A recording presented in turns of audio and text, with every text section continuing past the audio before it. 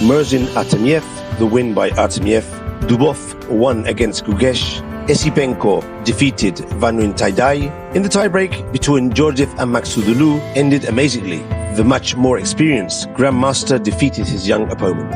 In the 10-minute games, Alireza Firouzja from France sensationally lost to Zvakovir Sindarov from Uzbekistan, and Alexei Shirov, Jorge Cori from Peru, and Samuel Sevian from the USA were also stronger than their opponents. The longest-lasting games were Chepadinov against Svein in the open section and Madnatse against Badelka in the women's group.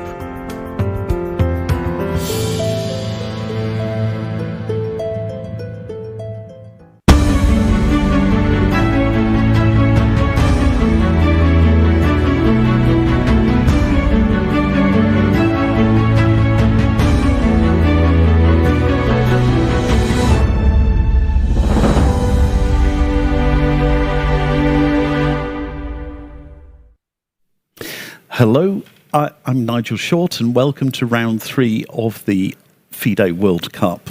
We've got some great lineups today, and there are going to be some tremendous clashes, I'm sure. As you may know, my co-commentator Yevgeny Miroshnichenko unfortunately had to leave yesterday. So let me now introduce you to my new co-commentator. Bonjour. Je m'appelle Almira. That's what I would say, Nigel. What are you doing, Mira? Yeah. I can't get rid of you. Why is that? As they say, anything good inevitably comes to an end, but my involvement with this broadcast goes on. Still goes on, yeah. So apologies for that, to those who are disappointed, but Almira, well, she was playing a very tough tiebreak yesterday, and it was decided that, today I'm taking over, and then starting from tomorrow... Yes, you will be pensioned off eventually. So... What do we have in front of us? It's all reduced to 32 games only, Nigel. Yes. So. And here we have the world champion, Magnus Carlsen, in an all-Norwegian derby against Ariane Tari. So the eyes of a nation will be glued to this encounter. And... it's the English opening. Yeah, it has to be said, with field being reduced to 64 players only. We already have, the big clashes, right? Yes. Say on board 32, but as you might know, 2 players of a similar rating are usually playing, So we have an average of 2690, right? Thereabouts on the bottom board. On the bottom board. So that's quite impressive. So we have some other encounters. Fabiano Caruana, have we seen him? Yet there he is up on the stage against Rinat Jumabayev from Kazakhstan. And I'm very glad to see Fabi playing, because he did have a close encounter with Susanto Megaranto in the previous round, who ultimately tested positive for COVID. And it seems that Fabi is alive and well and has clearly passed his test. So, let's cross our fingers. Let's hope that no player from any country is going to go down. But we have stringent medical protocols here. As I've mentioned before, very, very regular tests for the players every few days, in fact, before every round. I'm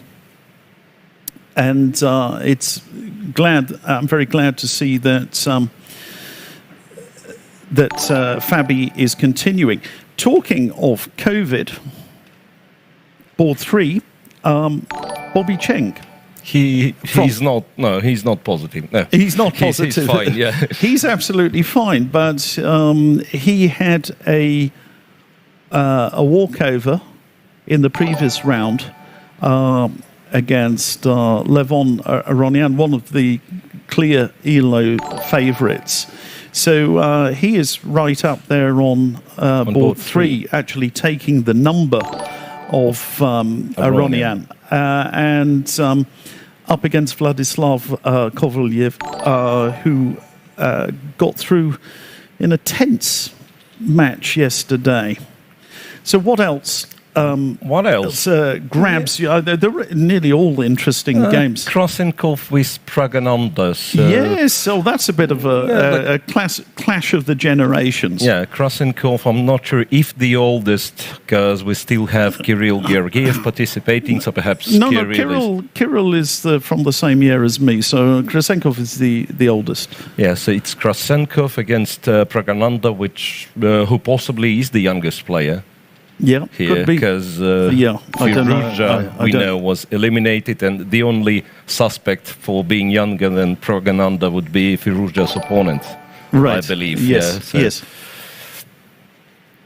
Okay, and speaking of Krasenkov, he gets the first platinum crown for his victory against Alexeyenko, right? Yes. So brilliancy prizes. Yes, great. Established by Nornickel, one of the sponsors, and we've voted for Krasenkov's game to be the best in round 2. The game with sacrifice. Very good. Yeah, indeed, there was a defense for Alexeyenko, but anyway, yeah. Who cares? So that was a prize that was awarded by the numerous commentators, because we have different English commentators for the women's, and also, of course, as we are in Russia, Russian commentators for both events. So there are 4 lots of commentators in total. So maybe we should just go through mention the sponsors again. Absolutely. Gazprom. Oh, you've learning, Nigel. Oh, yes, General partner of this tournament, global energy company Gazprom. Then we have, as already mentioned, Nornickel. Not only they've introduced the platinum crowns, right, but they've sponsored the event as well. A leading Russian metals and mining company, world's largest producer of high-grade nickel and palladium. And of course, for Sagro, as per usual, a partner of FIDE, general partner of FIDE, yes, and Russian Chess Federation, one of the world's largest producers of phosphate-based fertilizers. Yes. Yeah, so that was it. And one more announcement. I will not bore you to death, but I need to announce one more thing. July 20, which is not today, but it's inevitably coming. It's getting closer and closer, and it's International Chess Day. And why is it then? And it's FIDE's 97th birthday, so it's what a coincidence. What? So the 97th birthday of FIDE, we're not quite as old as Yuri Averbach, who is the oldest grandmaster in the world, aged 99. Still going strong, I'm glad to say. Yeah. I just thought, you're right. Never thought of it this way, but Averbach, perhaps one of the few left who can say, I don't care about your feet, I was born before that. Incredible achievement. Yeah.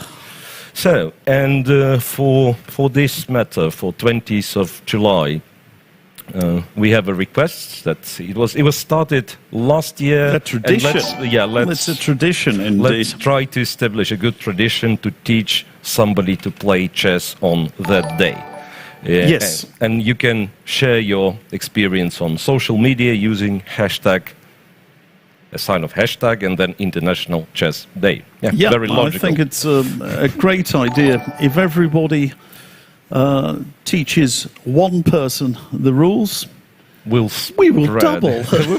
We will double overnight. So that's a very worthy initiative, and of course, millions of people want to learn how to play chess, especially after the Netflix series, The Queen's Gambit. But not only that, Not only that, of course.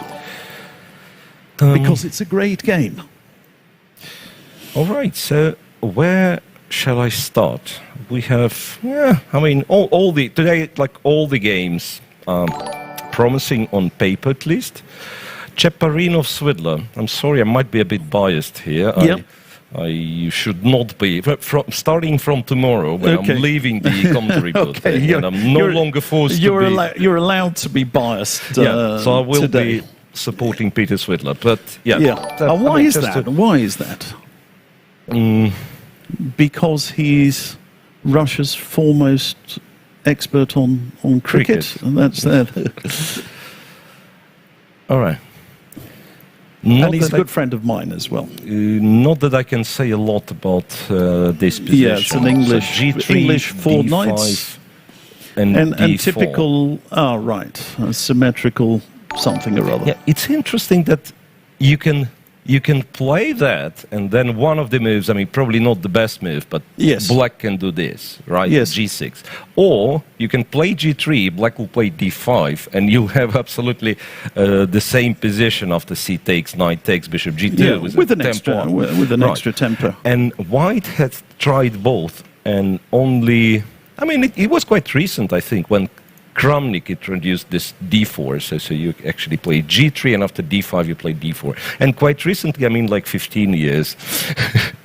Yes. So it's maybe an attempt to move order the opponent, lure black into playing an early D5. So, yes. I think there are different setups, of course. If white goes, can we just go back a couple of moves? I'll try and explain. With 4 knight G3, right? Yeah, no. Instead of G3, if you play D4, there takes and E6 is the move. Yeah, it's a main move. So black, and there's very, very heavy theory on these variations, which we will not go into, and there are different moves here. G3, A3 is quite common. Bishop B4, E4 has been played, although perhaps that's not the optimum setup for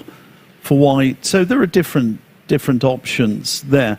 But by playing G3 first, maybe he's trying to lure him into this D5 move, and then you try and make use of your extra tempo. Yeah, so that's, I think, one of the lines which were considered to be better for white at first. So white is trying to win the pawn back and claim the better pawn structure, but somehow black found the way. Yes. I think knight knight D3, I guess, and then some knight D5. I don't know. Knight C4, bishop A6, or maybe you start with bishop A6. Bishop G2 to start with. Knight D5, bishop G2, yeah? Bishop G2. Bishop G2. Yeah, there is some analysis. I mean, these are sort of Anish Giri type positions, the sort of thing he often enters into, these sort of very delicate strategic fights, and he has a good feel for these type of positions. Talking of Anish Giri, let's have a look at his game. We still, by the way, just talking about, which we weren't, on national representation. We have quite a few players from Uzbekistan, don't we? Still in the business. Still in the business. We've got at least, I think we've got three, which is quite a lot at this stage of proceedings. Obviously, we've got quite a number of Russians. We have a number of Americans as well, and I haven't done a count up of that, but I think Russians are Russians outnumbering by a lot, but then plenty America of Americans still in like 5, yeah. in the think fields. 5 Americans. I mean, obviously, Yes. quite a few players from India. Yes, India. And also still. the Indian derby, the Yes. FIDE against Sathiban. Yes. That's one of the games. Right, but speaking of Anish, who Yes. is playing with black against Noridbek Abdusatorov, yeah. Uzbekistan, as you've mentioned, yeah? Yes. Bishop F5, yeah, sorry, Queen B3. Queen B3. I was never, actually, I was playing this line against the Slav, but I was never able to tell the difference between Queen B3 and Queen C2. Well, Which is no difference if black captures, of course. Yeah, it's no difference at all. And there were, or rather, obviously there is difference, right, if black doesn't take, but which is better and what you're trying to avoid with that or the other move? There are some subtleties there. I know with Queen C2, G6 is a move. Yeah, you know. G6 is the move which... and then you try and put a bishop on F5, but it's not necessarily clear that that's advantageous for black. That's one of the peculiarities about these things. So, exchange bishop F5, G3, E6. There, once again, that was all played. E3. Yeah, modest move. But to put the queen on E2, rook on D1, and so on. Knight to D7, rook D1. And rook opposite the queen. Yeah, rook opposite the queen. And knight C3. Yes, why not? Is a bit surprising. For some reason, once again, I don't have the explanation why, but I remember all of them, and all of them being Mamediyarov. I think he was one of the prominent players to kind of popularize this line. He was playing Queen E2. Yes, and maybe with the explanation is coming up in a minute. Yeah, so knight C3, B5. Because now it's possible that the if queen you move away to B4, right? That's B4. I think the point is the knight could be misplaced. You don't even need to play that necessarily. Yeah, the knight on C3 might not be the best. Yeah. Yeah, but B4 could be played. Yeah, so B4 is one idea, and knight E4 is another thing. Yeah. Yeah. But look at B4. Let's have a look. Where is that horsey going? I guess A4 is the square. Yeah, and Queen A5. Queen A5, B3. And C5. That's would be a typical... C5 is the move. Typical Interestingly, break. Queen B5 might be... A little irritating. Yeah. A little irritating, because obviously you don't want to trade and put the knight at it. I mean, that's an Unzaka knight. That would be... That would be a terrible piece. Unfortunate. Okay, early days. Let's have a look at Grischuk, Alexander Grischuk. Yep. Alexander Grischuk, who's facing the... What's that? Ragozin. Not to be confused with Bogo Indian. Yes. Check, knight to C6, A3. And that's something, I don't want to say new, but less popular. Because nowadays when they give a check on A4, and it's a bit trendy nowadays. They play E3, right? Yeah. They play E3 and then... They shuffle around. And essentially they are arguing that the knight is poorly placed on C6.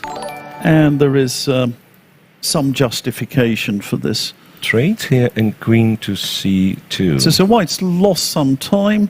He's been faffing around with his queen. He's lost a tempo with A3. But if he succeeds in developing his pieces satisfactorily over the next few moves, strategically he will stand very well. So that's the idea. I would argue that the knight on F3 might be misplaced for such structures, such material. Yeah, because quite often you would try to do this, right? If the knight's on G1 and play in spirit of some Nimzo lines, and then later try to play E4. Okay. So next, after Grischuk, Mamedjarov, Martirosyan, Mamedjarov, and something sharp. Something very sharp indeed. Which you do not expect to be this position to be when you see this opening, right? Yes. So knight c6, knight e5, bishop f5, which is okay. Takes. Bishop f4.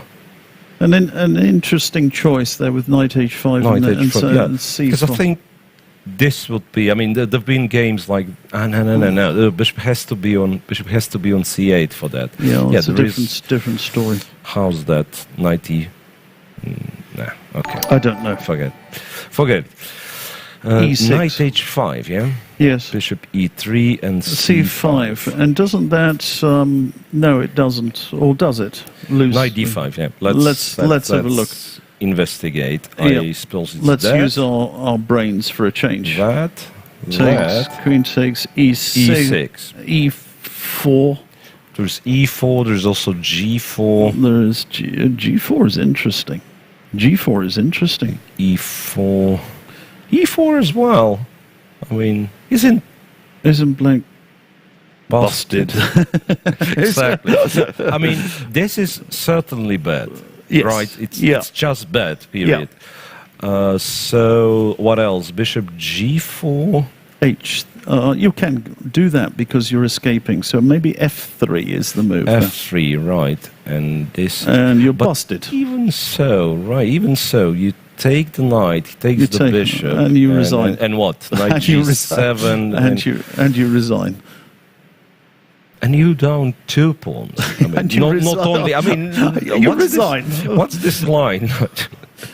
What's this line? There must be a simple explanation for this, but e6 is the simple answer. Yeah, because we're it's relieving. We're too.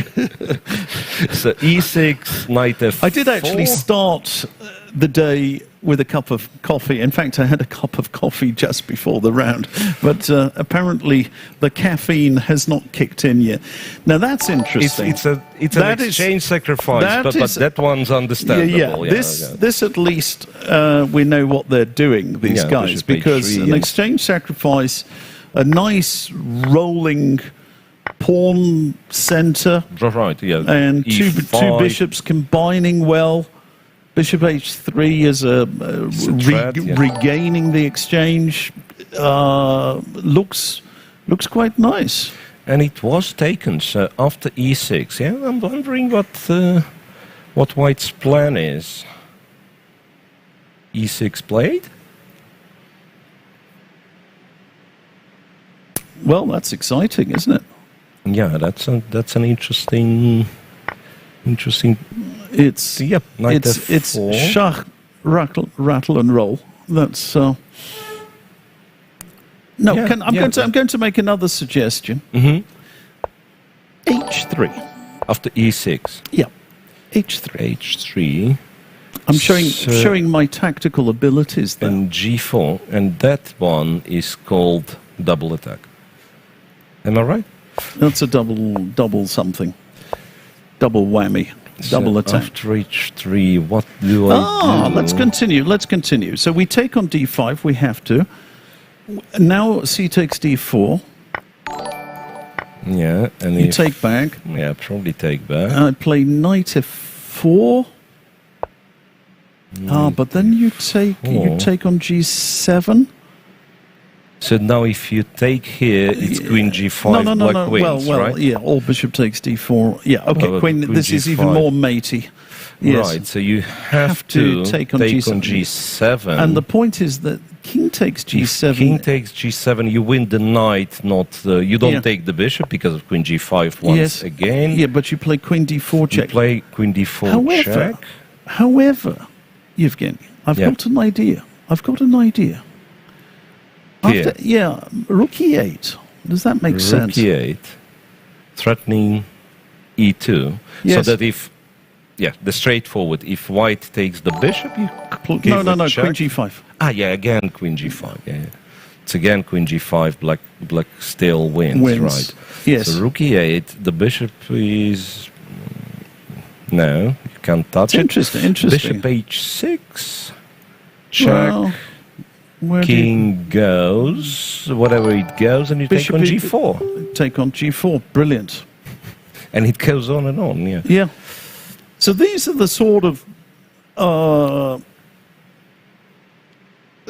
don't know, these are the sort of tactics that I think Mamedyarov excels in this type of position. Yeah. He's an excellent tactician. So what has happened? Knight Is it f4 was has played. been played And interestingly, he captures on d4, just immediately. not bothering with knight takes He's trying to f4. gain a tempo. So if knight h5... You just take back.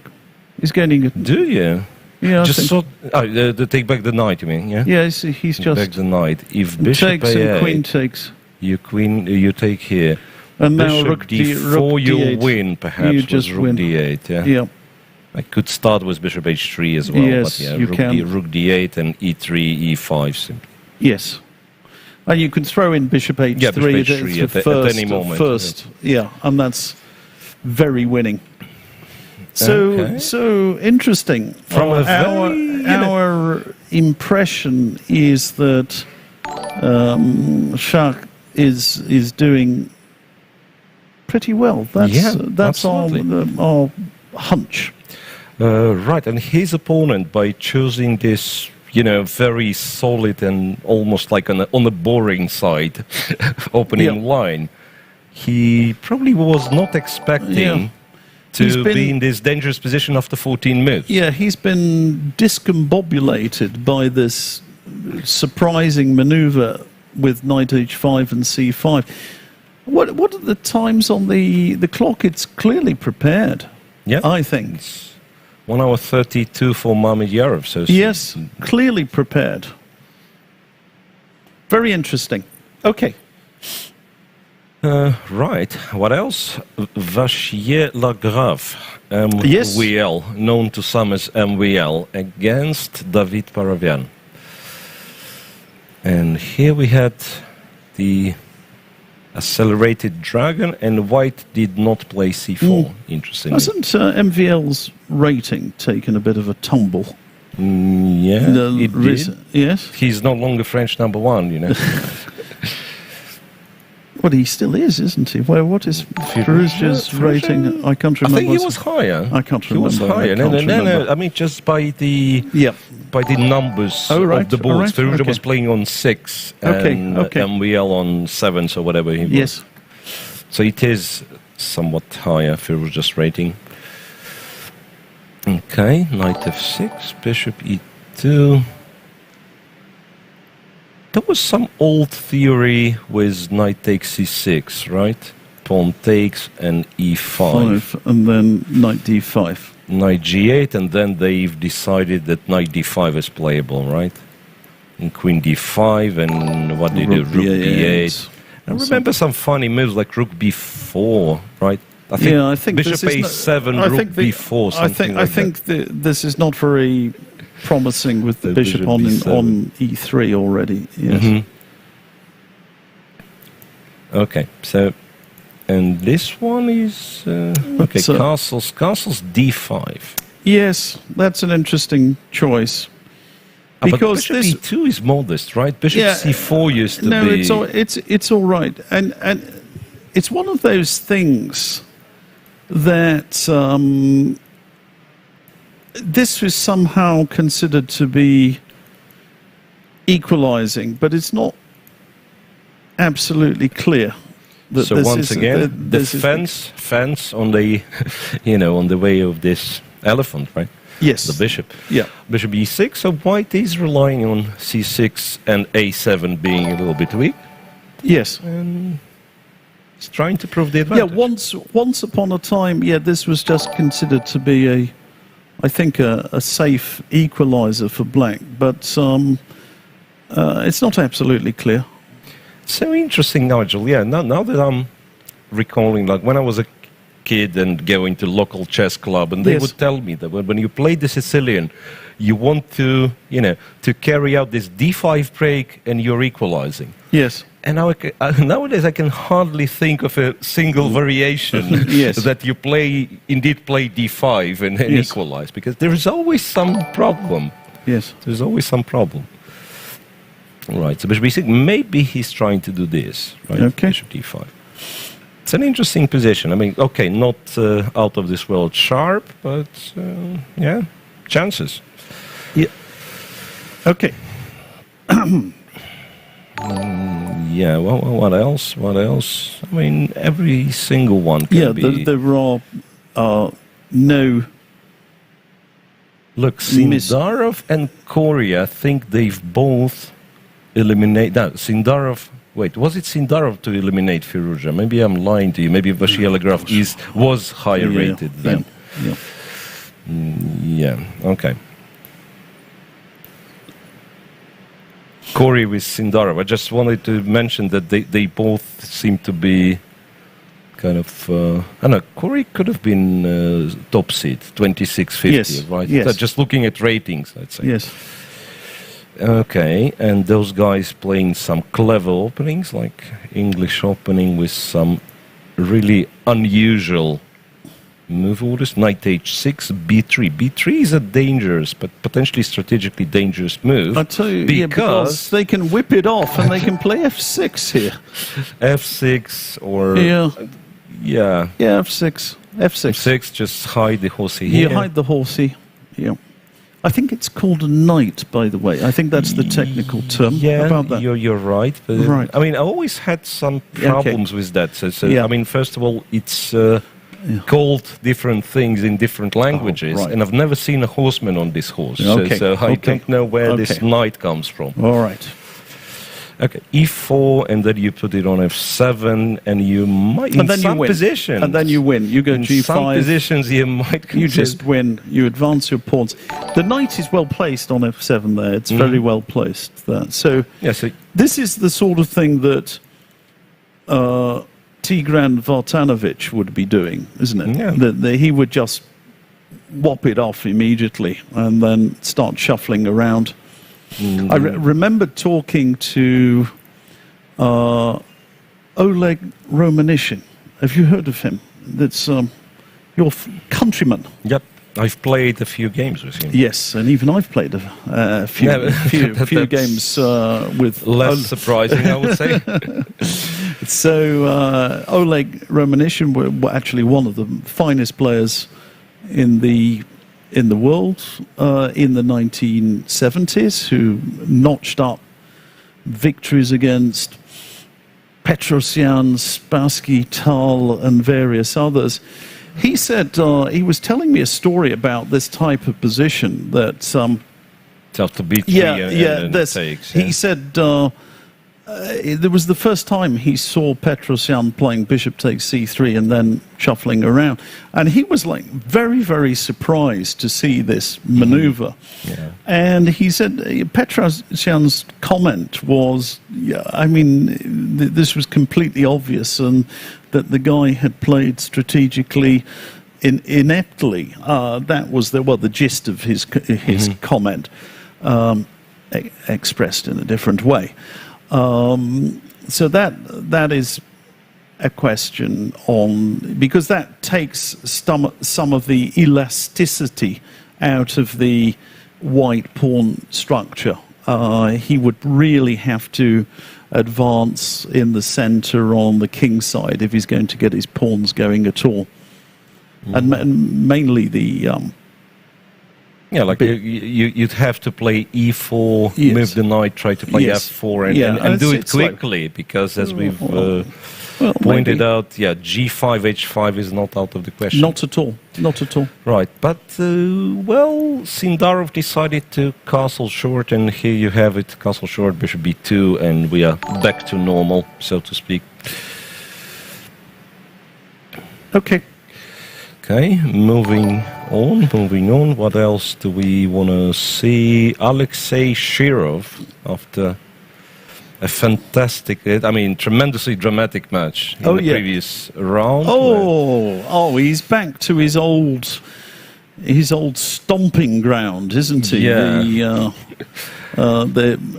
the Klaus Junger variation system, which otherwise known as the Botvinnik system.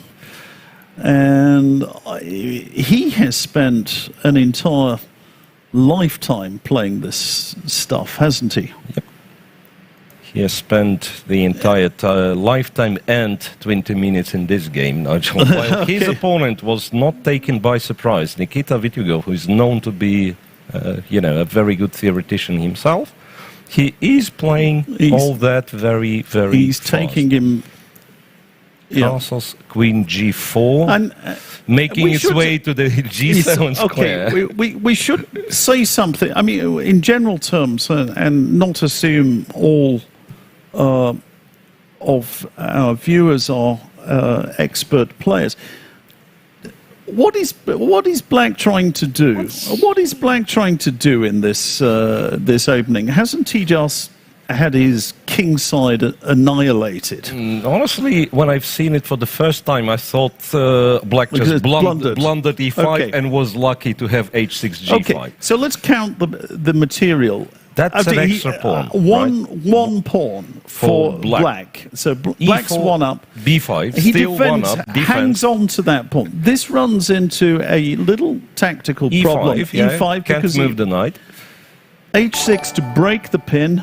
G5, breaking the pin, and now white captures twice to maintain the pin. Now there are different moves here. Bishop E7 can be played, considered to be better for white.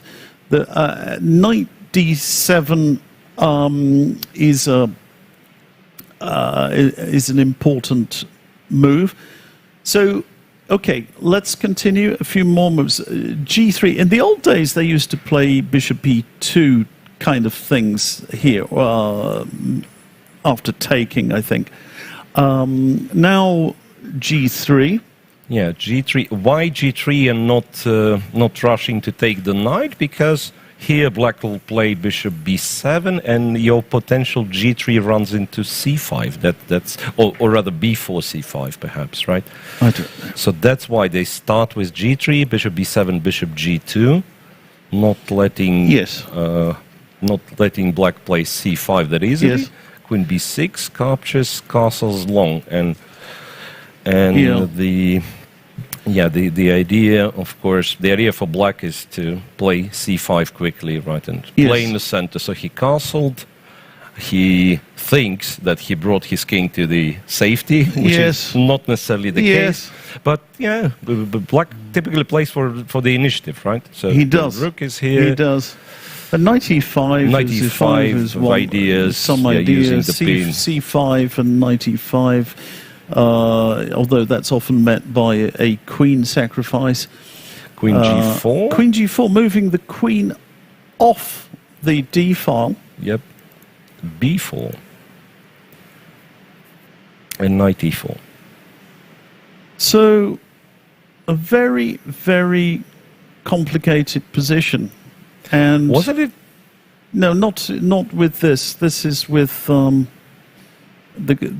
castles instead. Yeah, castles before knight E4. Yes, that's right. No, but I'm trying to remember what the heck is the theory here. Queen D4 is...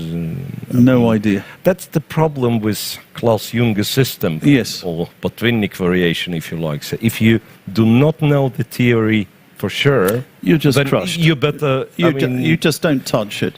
It's one of these openings where I think general principles count for... nothing. Zero or next to zero. You really have to have very specific lines worked out, and if you don't, you just get wiped out with either color. Yeah, absolutely. I once... I think he's taken because I don't think there's another move, to be honest.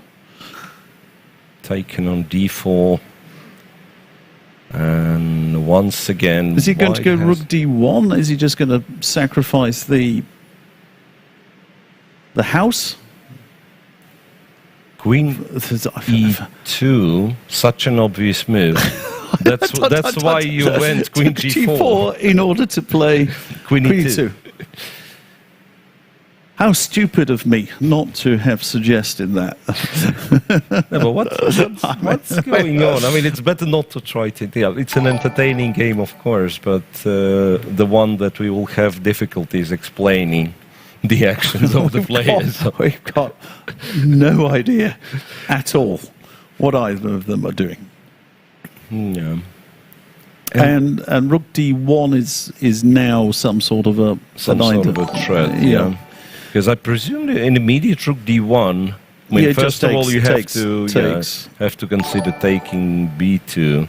So it's just defended. There's also that. Yeah, probably not very good here. Kind of never know what kind of endgame. Yeah, sometimes when it's good, when it's bad. Yeah, here it's probably bad. Yeah, just take the pawn on C4, not even trading. Just take the pawn on C4. Yes. Right, but sometimes this endgame all of a sudden is much better for black, right? Yes. That's also. Yes.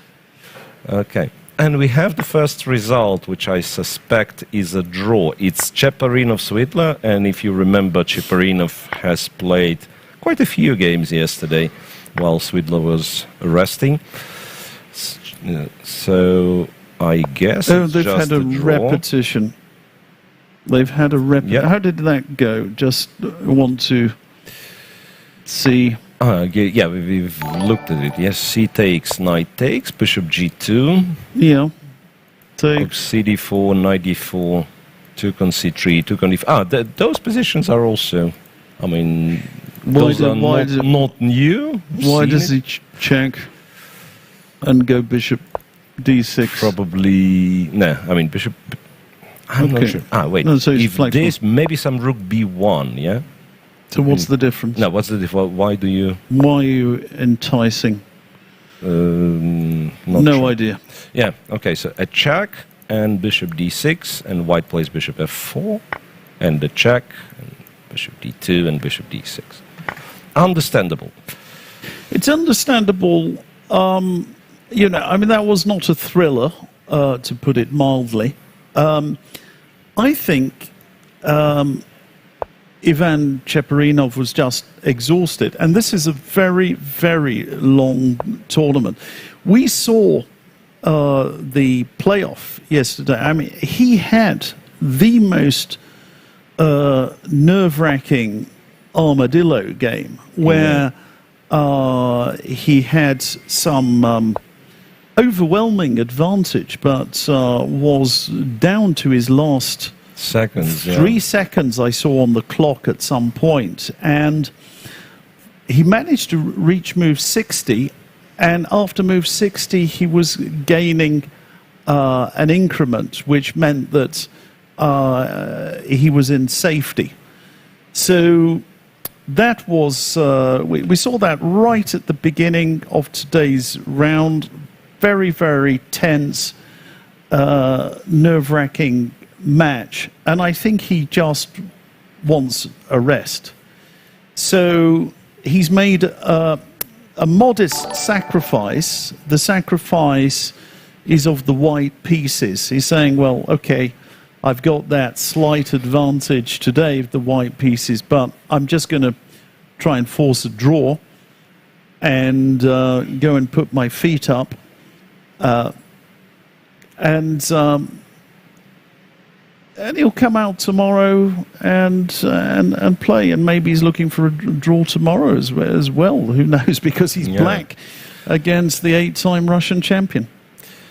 Right, but kind of to add to this one, so it's, you know, when you look at those games later on in the database, right, and not following all the circumstances, you would think, okay, this guy who doesn't want to fight, just made a quick draw. But check his last day. I mean, what happened to him last day? Right? He was visibly shaking at the board. I mean, you saw that his hands were moving like this. He was trembling all over, and of course, it was a very stressful game for both of the players. So it is very, very tough. every day I like to talk about dinosaur chess. You know, I grew up in a different era, and there used to be tournaments, very, very long tournaments, and they had slow time controls, and we had adjournments back in the day. So you know, you would play 40 moves, and then you would adjourn your game, and the game would be resumed later on. And I used to play tournaments in. I played 3 times in the Soviet Union. Mm-hmm. And these were just really long events. I mean, you know, they would go on. It'd be weeks. You'd have adjournment days, and you would have free days, and they were. So the pace was really different. Whereas here, it's a much more stressful schedule if your games are going into tie breaks. And if you look at you say, well, what's the big deal? They can play every day. I just ask you a question. How often do you see the top footballers playing on 2 consecutive days? Not very often. Playing on a Saturday, never, yeah, basically never. And there is a reason for that. It's because they are knackered. They're completely knackered after their games. They put everything into it. And these guys, they are fit. They spend all their time preparing for that, for their 90 minutes. And they may not even play 90 minutes. Yeah. I mean, they very often come on as a substitute, or they start on the field and they're substituted later. They're not playing the next day because they have put in a lot of effort. Whereas in chess, you're supposed to play hours and hours and hours. And yesterday, it was tense tie-break after tense tie-break after tense tie-break. Yeah, absolutely. And then, you know, you've got to show up at the office the next day and put in a full day's work. Cheparinov decided to have a day off. Right. Speaking of dinosaurs, Kirill is playing. Yes, I was... So Korobov against Georgiev. Well, Yeah. actually, Anton Korobov, once again, a shout-out to a guy. There are some comments here. Yes, Oh. the Flintstones were my neighbours. That's how old I am. So, you know, things are different in the chess world. So nobody really enjoys seeing a fast draw like that, but there are explanations. Right. So this line, Nigel, I think Shahryar Mamedyarov has played it for a few times. This exact position, and Yes. I think that had. I mean, it was something like bishop d6, bishop f4, and some move. Don't quite remember. Knight d7 It's is knight d7, I think. much more straightforward. Yeah, I think knight d7. That's the movie. No, I'm I've got- certain bishop d6 was played recently. Yeah, right? I've certainly seen this before. I had an idea that this was somehow worked out to a draw. This Long forcing line. yeah. long forcing line.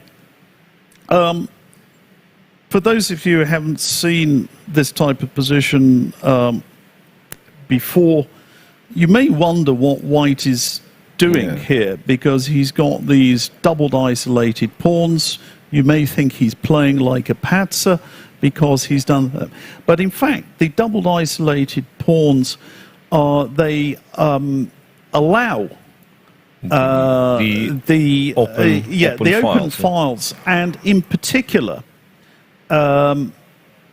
Black has problems for the moment with his bishop on c8.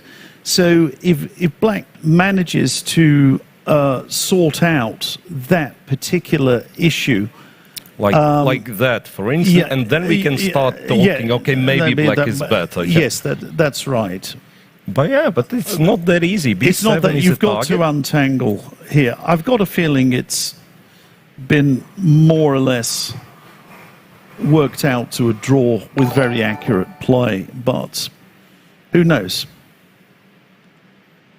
Korobov can certainly play chess, and I don't think he would want to throw away a white here in this match. He'll certainly will have got some idea in mind. Right. So I'm thinking if rook b8 in order to play b6, right, and then there might be like Some rook d1 is rook interesting. d1. There's also this, right, like queen e3 target B6, this B6. thingy. No, for some reason I thought maybe it's not that bad actually. C5 if you take it's exchange and queen c5. But you should put your rook on d1 if you're going to do that first. Yes, over here, like play rook d1, play c5. I was a bit scared you'd play bishop d7. It's a pawn down, but probably a draw question. No, not necessarily, right? No, I not don't necessarily. think so. You take and you take with you take the queen. So that black has that's just bad. Yeah, that's just bad. Yeah, that's just really bad. That's sorry. Bishop g2 takes on b8, just takes a pawn on down, and that's serious, you're not on top. I mean, serious the problem. Back Your serious problems that you are probably just busted then. Yeah, so that's how it is. So there might be some chances.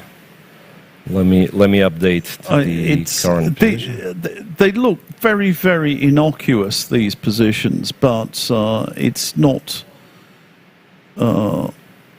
that simple. He did play rook b8. He did play rook b8. Right. So what else do we do? What else do we have?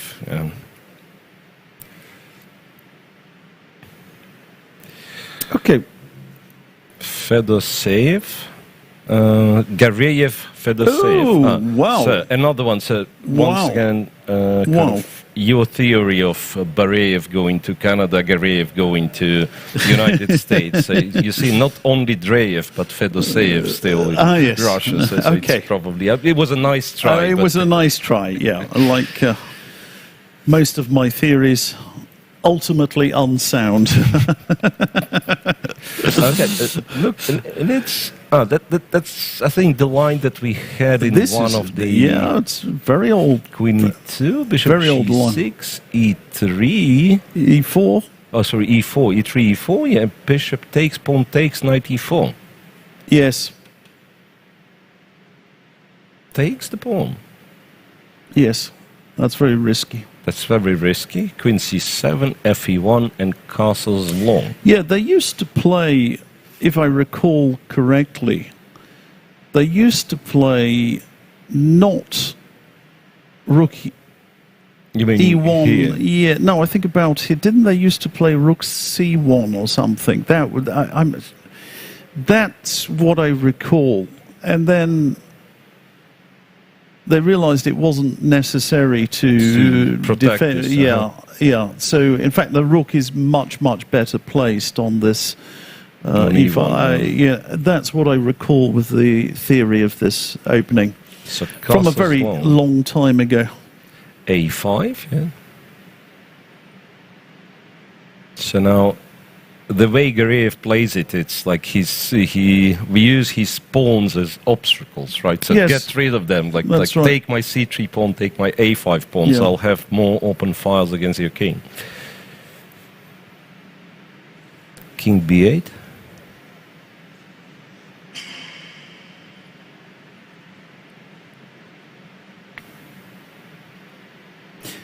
I wouldn't touch this position with a barge pole with black. It's one miserable pawn to be subject. It looks like Queen B2 or something here. Yeah. And Just scary. You know, What White is in no danger, at least for a long time, of losing a pawn down in an endgame. I mean, this is always the idea. The concern, that, yes. you know, I take your pawn, I trade everything, and I win the endgame. Of course. That's a nice story. Yeah, but how about this king getting checkmated? Yes, queen b2. I think his idea is to put the king in the corner and then to play e5, because you more or less don't have that many ideas here. Mm-hmm. I think you've got to play e5 to break out. You put the king in the corner. Yeah, so now maybe he's sorry to interrupt. Yeah, maybe now he's threatening to take. Could this be right? So maybe we play queen b2, and he goes king b8. King a8, and then indeed. That's at some point this one's going to come. Not my cup of tea. Okay, yeah, it does look pretty dangerous for black. Sam Shankland, another American, against Alexander Areshenko from Ukraine. And we mentioned the American. How many Ukrainians do we have in this? Used to be more. Only two left. Only two left. It's Korobov and Areshenko. Yes. And yeah, I'm a bit surprised to see e5 from Areshenko, because last time I checked, he was a knight of player. Okay. But that was quite some time ago. Oh, great! Exact. So the open variation. Yes, right. Open Spanish. I like that. Spanish. D-e5, bishop e6, and here. And who were the great players of the? Victor Lvovich. Victor Lvovich Korchnoi. Tarash was playing it, wasn't he? Tarash, but I don't think. And a lot of other players as well. Jan Timman, Vishy Anand has had it in his repertoire. Artur Yusupov. It has a good pedigree.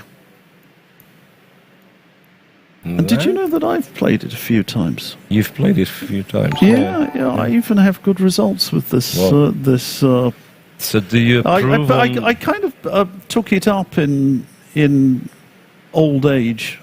I didn't play it at all for a very long time.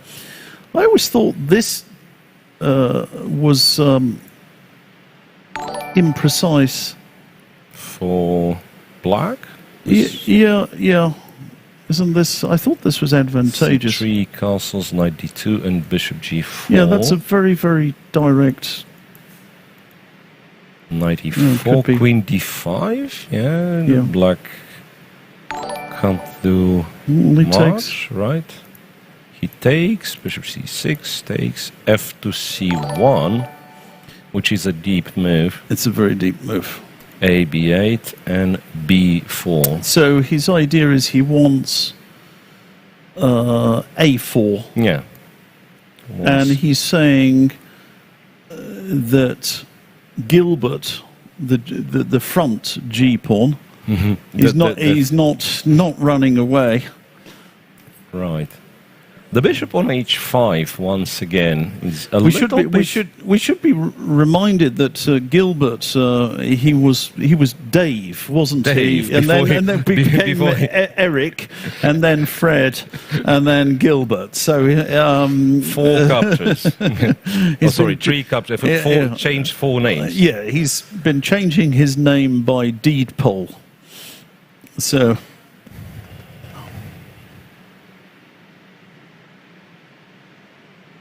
Oh yeah, so that's, despite being an endgame with potentially equal material, yeah, the g2 pawn of course will be captured. It's not by any stretch, it's not boring, it's not drawish yet, yes. Right? White is trying to fight for an advantage. Wojtaszek and Matlakov, those are solid guys, yeah. All right. Oh yes. don't understand Yes. a lot about those positions. 6 had seen that, right? A5. Yes, and we notice here there is a trend. I mean, I'm observing this myself from these kind of structures, that very, very often Black used to play A5 himself. If I don't know if we could go back that moment, something. Yeah. Okay, so Like let's play. let's say those type of positions, and in fact sometimes the knight on B8 and the knight can come round. Right, yeah. So what we have been seeing here, as I'm a dedicated follower of fashion, is that in general, Black has been avoiding this push. So here we're talking about the strategic subtleties of the position. Maybe you can give us a nice arrow there. So you mean when you go there? Yeah. The thing is, it becomes more difficult to achieve the break C5 when you've committed yourself with this. Then this becomes there is a positive gain in that you get control of the B4 square. Maybe not that relevant. I think that's that's how the different thinking has gone in this line. So and Black is keeping his pawn back, because now if he were to achieve the C5 square, his pawn is much better. Sorry, C5 break. C5 break. Yeah. His pawn is much better on A6, controlling some squares. Once you play A5, it's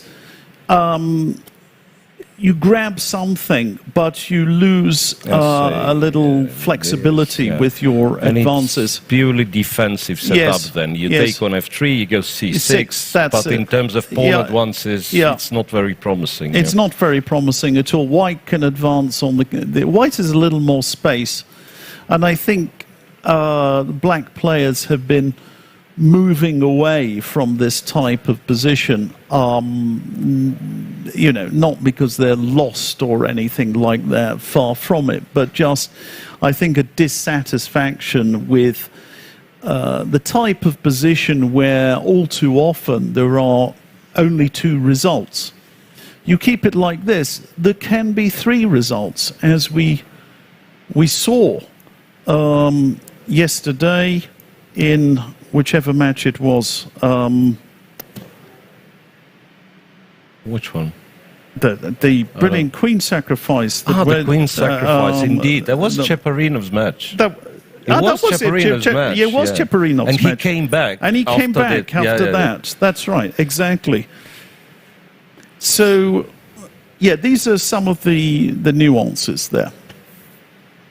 E3, queen C2, so a little bit of crawling here and there. H4, which is very, very typical. Yes, white, especially if Black captures and plays, I don't know, C6. Once again, I'm talking about this silly position. Then White wouldn't mind playing H5, seizing more space. And Rook B to C8. Strategic. Have you heard of the kinks, Miro?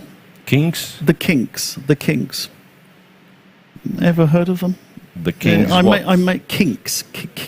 It's I made a reference to a song, dedicated follower of fashion, which you didn't respond. Yeah. I'll let you into a secret, boys and girls, ladies and gentlemen, that Miro very often. He's deadpan. He gets these musical references, and he's just pretending that he doesn't know them. He's sort of Beatles. What? Yeah, who? Beatles. That was particularly. He's just pretending he's never heard of them. But in fact, he had never heard of David Attenborough, Sir David Attenborough. That's an absolutely genuine, absolutely genuine reaction. Yeah. All righty, and let's not forget we have this Magnus Carlsen player on board one, we somehow, you've just mentioned English opening, and for quite some time it was, they stuck after move 3. Yes. And I thought, yeah, what's happening? Yeah, so E6 and D5. And that's a very good recipe. If you play the Queen's Gambit, then none of those tricky, ratty English opening moves, orders, they just can't do anything to you. You play E6 and D5. Yeah, but the point is the white D pawn is not committed here. So let's get some more moves. Takes, check, C6. Yes, takes. And C5. So these are different structures altogether.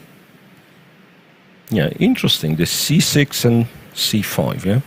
Almost looks like black has lost the tempo, but what else could he... He wants his knight on C6, very clear. And then this knight is... You may argue this one's misplayed. In fact, the knight often goes back to B8. I know these maneuvers in this line. The knight is not well placed there. So there is a logic to this apparent loss of a tempo. And there's also that if black plays knight C6, it will be taken in a jiffy. Right, bishop b2, bishop e7, and probably white realizes that he cannot wait for eternity. That is it. That is the issue, that he cannot wait forever. He could play d3 here. That is a play. Yeah. Yeah, so that's a question. Knight d3 d2. and knight d2, for instance, and then let's see what black plays. Yeah, but black may then play knight d5. Knight d5, preparing bishop f6 in some cases, and then then of course knight goes to c6. So you can't sort of tempo the guy indefinitely. At some point, you need to develop your king side, and that's what Magnus has done. Knight c6, and they've both castled. And the question for me is d4, no? Well, d4, that's one possibility. Again, you want to be looking at black's bishop on c8. And, you know, were black to develop this bishop effectively, if it somehow would be on b7 here, you would say that basically black has no problems at all. But he has one issue, that the bishop is awkwardly placed. Another plan which maybe he could think about is, you know, if he can get in e5 and then develop the bishop. But for the moment, the knight and the bishop work well together to prevent that. E5,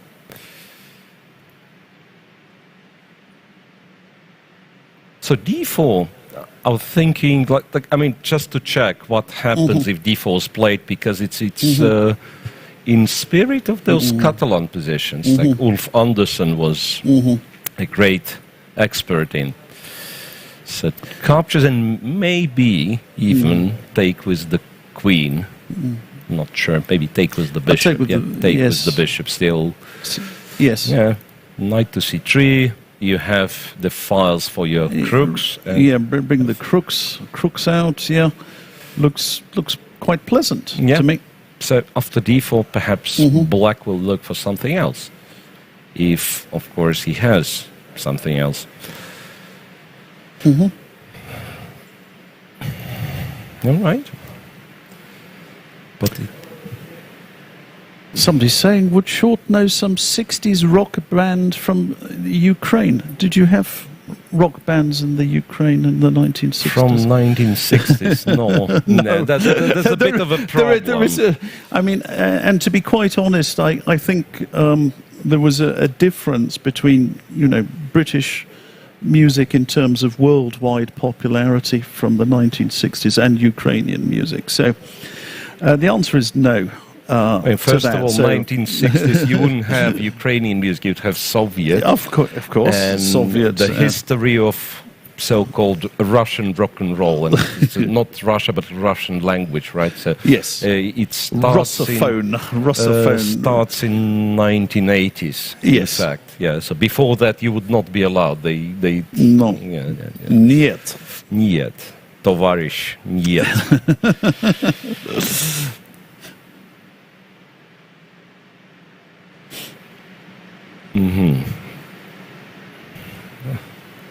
Speaking of товарищ, comrade, Karyakin and Oparin, two guys from Russia. Yes. And Grigory Oparin went for the... that's a lovely line. Okay, tell us about A5, it. A5. Yes. And so it was... Not sure who played it first, but who played it first again was Vasilin Topalov, right?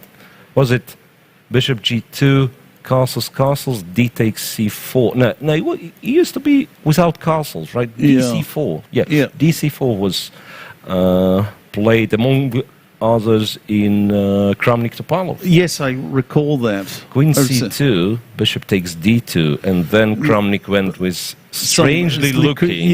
Queen C2 taking D2. There was some funny tactic with Queen G5. So the point was, if you go B5 trying to protect it, it's Queen G5 targeting two pawns, right? And the game went C6, A4, and here very good. You know your theory here. Excellent. Funny thing is, Nigel, funny thing is, if you check the database for this exact position, you'll find a game of Kryshchuk, you'll find Kramnik Topalov all happening pretty much at the same time. But what you won't find is my game against Kosintseva from Aeroflot Open, because it's not on the database. Right. I've found this Queen C2 takes D2 idea. Okay. And possibly, I'm not saying like I found it earlier than Kramnik, but I've played the game like that. You played it earlier than Kramnik. You were the originator of this brilliant idea. I don't know if there is anything brilliant about it. I'm in the company of genius here. Okay, and here, since black has already castled, it's apparently too late to take with the queen, because b5 and queen g5 is not a double attack. That's right. So we are back to this type of positions, which typically are... I mean, it's weird. I'm not really getting what white is trying to do, because he almost always has the compensation, but he can hardly hope to win, because whenever he gets the pawn back, everything just vanishes from the board. Yes. So bishop a6, and they play bishop a6, take with the bishop, and then So what is going on here? So let's try and summarize it in general terms. Sergei Karyakin is one pawn up. Yep. So what is Grigory Oparin's compensation here? Can you explain? I think the weakness of the c6 pawn. Yeah, but if he loses that pawn, it's still only equal material. Is it not? Yeah, it is. So he is trying to say that in ideal world, I'll win both of your weak pawns and I'll keep all mine. And then you'll win with rook and 5 pawns against rook and 4 pawns. Yeah, which is a nice story. Yeah, Black might have something to say about it. He could. Yeah, so I do not expect e4 here, rather e3. If moving the e pawn at all. And then some... Yeah, but if I were black, I would start pushing the A pawn. Yep. There's coming immediately... I mean, first of all, he's controlling the squares, and then... And you take... Yeah. But how about knight e5 here? Is this a good move or not? Instead of e3? Yeah, e3 is very wimpish. That's No, it's a question. That's a big question. And knight d5, the availability of knight d5 very often is the key question. Because e4, you have knight b4. And, I mean, it's very sharp still. Queen c3 is still a move. c3, queen... Yeah, knight takes a5 can be played. But then black is not that unhappy. No, I'm just trying to suggest plausible-looking moves. Yeah, with maybe he doesn't do it. Maybe knight comes to c5. I don't know. Is that, or maybe white? Like some. But c5. there is always the problem that you just lose long term. Because you were pawn down. Yeah. Because you were. It's very easy to sacrifice a pawn in the Catalan. I mean, very often that pawn's just hanging there. But then you can repent at leisure for that. So rook d8 and then rook d6. Rook d8 and rook d6. Yeah, that could is be, that how they could do be it? critical. Yeah, that's. You know who we need here? We need Volodya Kramnik. He's always very good in these positions. You would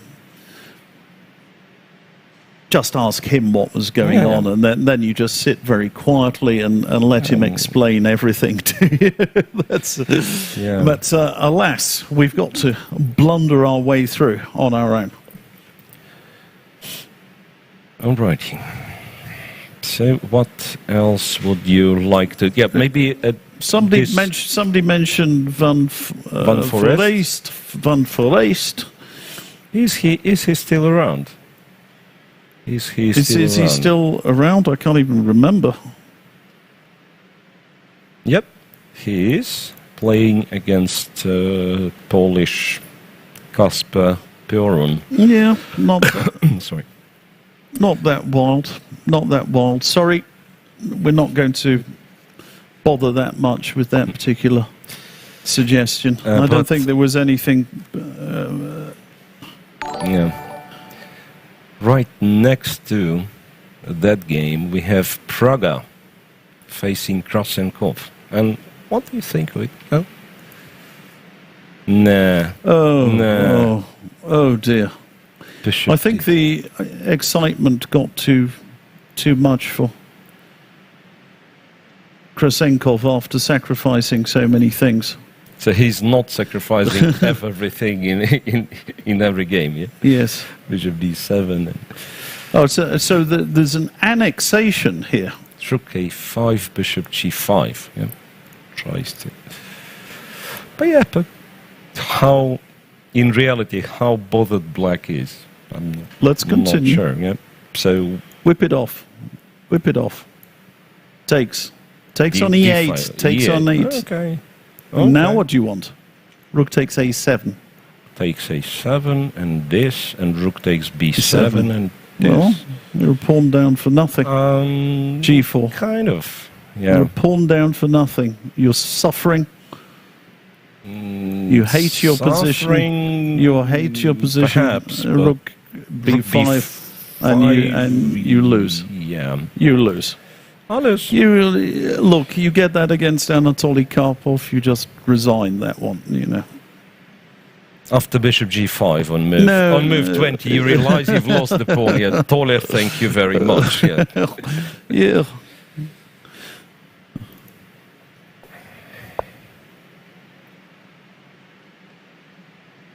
Yeah, so there might be some problems for an old man. I think there are some problems there. So it's one of those one of those positions where you may be able to. You must take with this the king and go then rook c8. Much that's better. much okay, better. now Agreed. okay, now you don't have to resign. I agree. And you're not playing Karpov anyway, so that kind of helps. Right. Okay, that's much better. Let me check. All right. Back to Shirov maybe. Oh wait. queen takes on a8. Ah, no, I was hoping it was white queen taking on a8. Yeah, so what I have, guys, I have a list of games and last move highlighted when I've seen queen takes a8. I was hoping white queen takes black. Although things are becoming a lot more manageable for us here in the commentary room in terms of games, there are still a lot of them, and we're still going to miss something from time to time. Yeah, we are. And do we have a clue what's going on? In Shirov's game? Shirov's game, you're looking Queen at it. d3. It's okay. Rook f1, c5, and a3. A3, and that's interesting because this is. Let's count the material, because when you have pawn structures like this, it's sometimes it's not so obvious. Yeah. normally you take in the pawn count at a glance, but when you've three got here, three here, yeah, that's how I'm counting. He's got one more on the wing. Yes, but here, so this Botvinnik system, you have to be a little more careful, but it's equal material. Yeah. It is certainly not sterile equality, that much. And to be honest, I like White's position here. I don't know what you feel about this. He's got his queen in on this active square, but in fact, I don't see anything he can do much other than to trade at some point. Actually, neither side really wants to trade. Maybe black more than white. White can't take for I mean, he doesn't want to take for now. So this sneaky little move, a3, is just opening up the A file. If allowed, and b3 is something you don't want to be doing. Yeah? You don't, because you lose the elasticity of the pawn structure. You can get into big trouble in those type of positions. Bishop d2 and bishop c3 sometimes, I think, might be a good setup. What do you think? No, you're not. Just that bishop e4. Bishop e4 wins. Wins. It doesn't. Wait. Doesn't bishop e4? No. That was a ridiculous suggestion. Sorry. No, but you can block the c pawns. That was a ridiculous suggestion. Sorry, bit dopey. No, that's one. No, that's another thing. Yes, that's the thing with this Botvinnik. So we are trying to assess it by normal means. It doesn't. And probably White should just play h4 and just ignore everything and just shove Queen down. takes e2 was played, so I can hopefully can guess next move. Oh, you did well there. Well, excellent. And then what? Does he want c3 here? Is he going? No, he doesn't. Can consider. And now, by the way, some knight c5 could be an idea in the right moment. How about c3? C3. Is that a Shirov move? It is. Is it any good? That's another. That's a big question. Yeah, that's a big question. So the idea behind c3, if White, let's say, absolutely careless. Yeah, right. Yeah, that was the plan, right? Yeah, that was the plan. That was the plan. And what White could try to do is probably take b4 first. That would be a better move. Take b4 first and see what happens. He's going to do something else, I think. I don't know. Maybe he plays can he just play a5, or does he get into trouble? Yeah, with queens off, maybe he's fine like that. Yeah. And then, because I mean, normally in this type of position, you would get into trouble with a rook a7. Yeah, rook a7 takes b7, check. And this isn't going to work here because black has control of the d file, and the rook is going to appear with great effect on d1. Right. Is it right there are 13 Russians? Yeah, it can't 13 be. Russians? No, it can't be. Well, it seems like too many. Too many or too few? Yeah. I'm just trying to count. Yeah, anyway, it's a lot. We can. Oh, yes.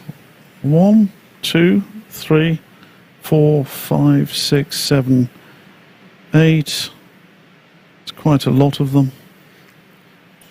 19. Well, there are a lot anyway, in double figures. Double figures anyway. By the, say, population present at this stage of the tournament, the United States is second or third? No, they're third. So India, of course. India has how many? 6 at the very least. India, yes. India, right. 6 from India, 5 from United States, if I'm... Yeah. And so on and so on. And we haven't been paying sufficient attention to the Indians because there are... Let's have a look at the derby. Let's have a look at Vidit. Vidit and Atibon. And Adiban. The King's Indian. We always have a lot of Indian followers, so I think we need to... Yeah, King's Indian. Yeah. So does it imply that Atibon is the king if he's playing King's Indian? Now, why is this name? I mean, not his name, but the opening's name.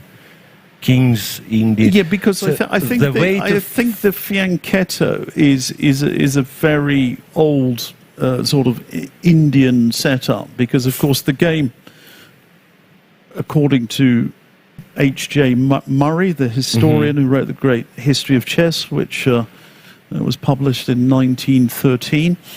The game originated in the Indus Valley, which is an Indus Valley civilization. Indus Valley is in Pakistan, by the way. It's...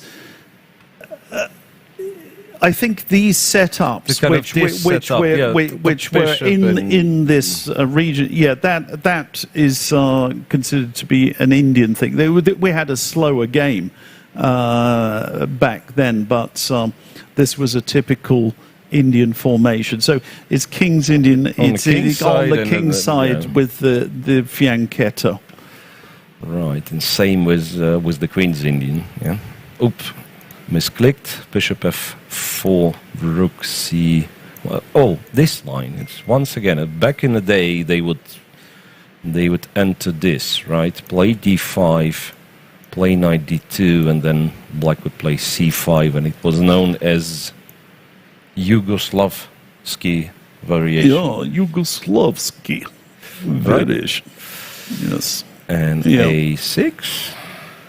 Then and heavy theory on those positions, and if we just sort of go back, can we go back to those kind of positions that we had? Yeah.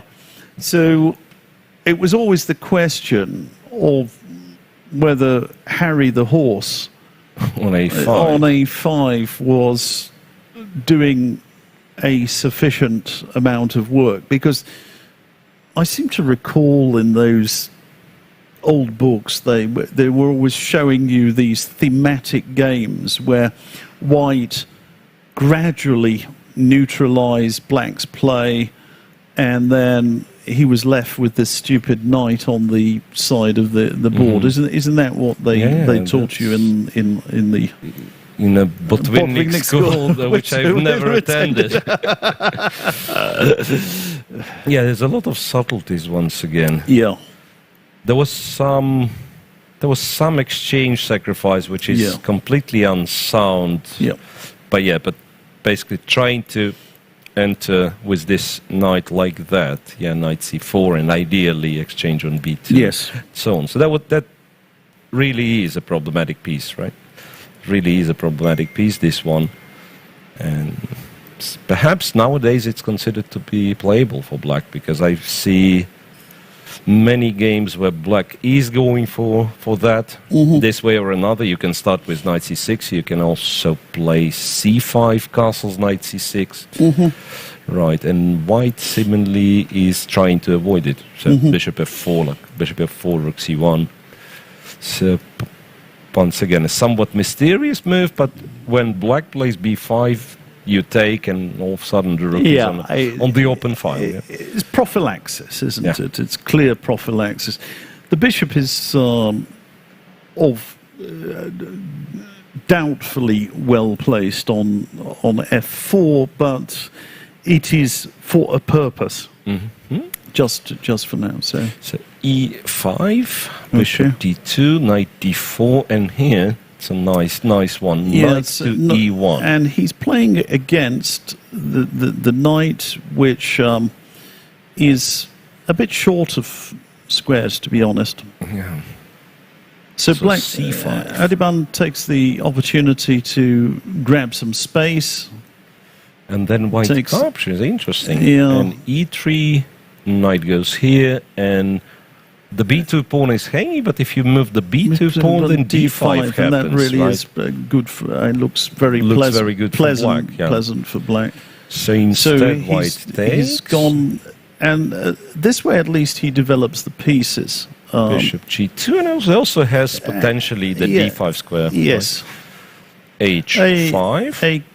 Which is a very good idea, because black needs to look for play as well. Knight d5 and bishop b7. And we've got an interesting game there in prospect. Yeah, so white can knight b4, knight to b4, and try and.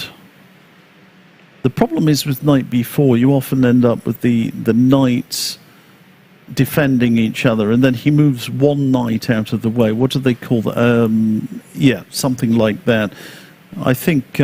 What did he? Dvoretsky. What did he call it? It was the I forget the term he used to the redundant knight or something like that. Yeah. Well, I can't remember the term. Yeah, sometimes when you have the knight defending like that, you just move one out of the way to leave the second knight looking a bit pretty stupid. Yeah, so if this would be a Dvoretsky exercise, yes, right? Yes. He would have meant that you have to take on f6 first, and then exchange on b7, and then move the knight. Or so maybe you don't need to take on b7. Yeah, and then that's it. All right. But that, of course, is a little bit abstract, and we don't know what... superfluous. Thank you. Thank you.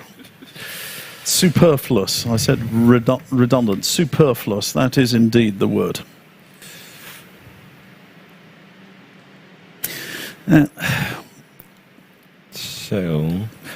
By the way, MVL has made a draw. Oh, right. So after all, maybe this position is not that promising, right? Yes. That's exactly this one. MVL Paravian. Yeah, let's go. Rook to e1, a5, b3. Is b3 and takes on c6. This bishop d4 and bishop g7. Doesn't look too exciting. Yeah, bishop d4 and bishop. Some repetitions with the bishop. It wasn't as straightforward, because bishop g5, bishop f6 as well.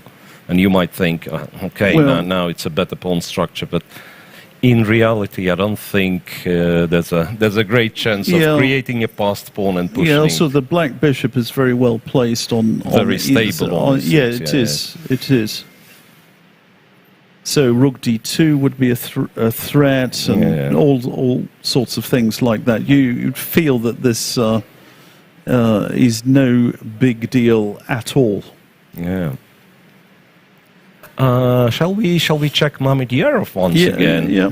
Remember that? CT knight h5, pawn takes, and bishop d2. Yeah, he decided not to bother capturing the rook. Rook to c8, bishop b4. And that rook moves away. That rook moves away. That rook, he's ready to snaffle. Rook to c1, queen b6, queen a4, d3, e takes, bishop d3. Hits the rook, and then planning for bishop d4 possibly. Oh, sorry, what's wrong if bishop takes b2 as well? F to d1. Yeah, I'm just saying that. Rook to c1, rook to c1, and no, you can't take on c1. What's the move? What's the move? Panic. Bishop G6. Bishop G6, yeah. She kind of repairing the structure. Yes. Right.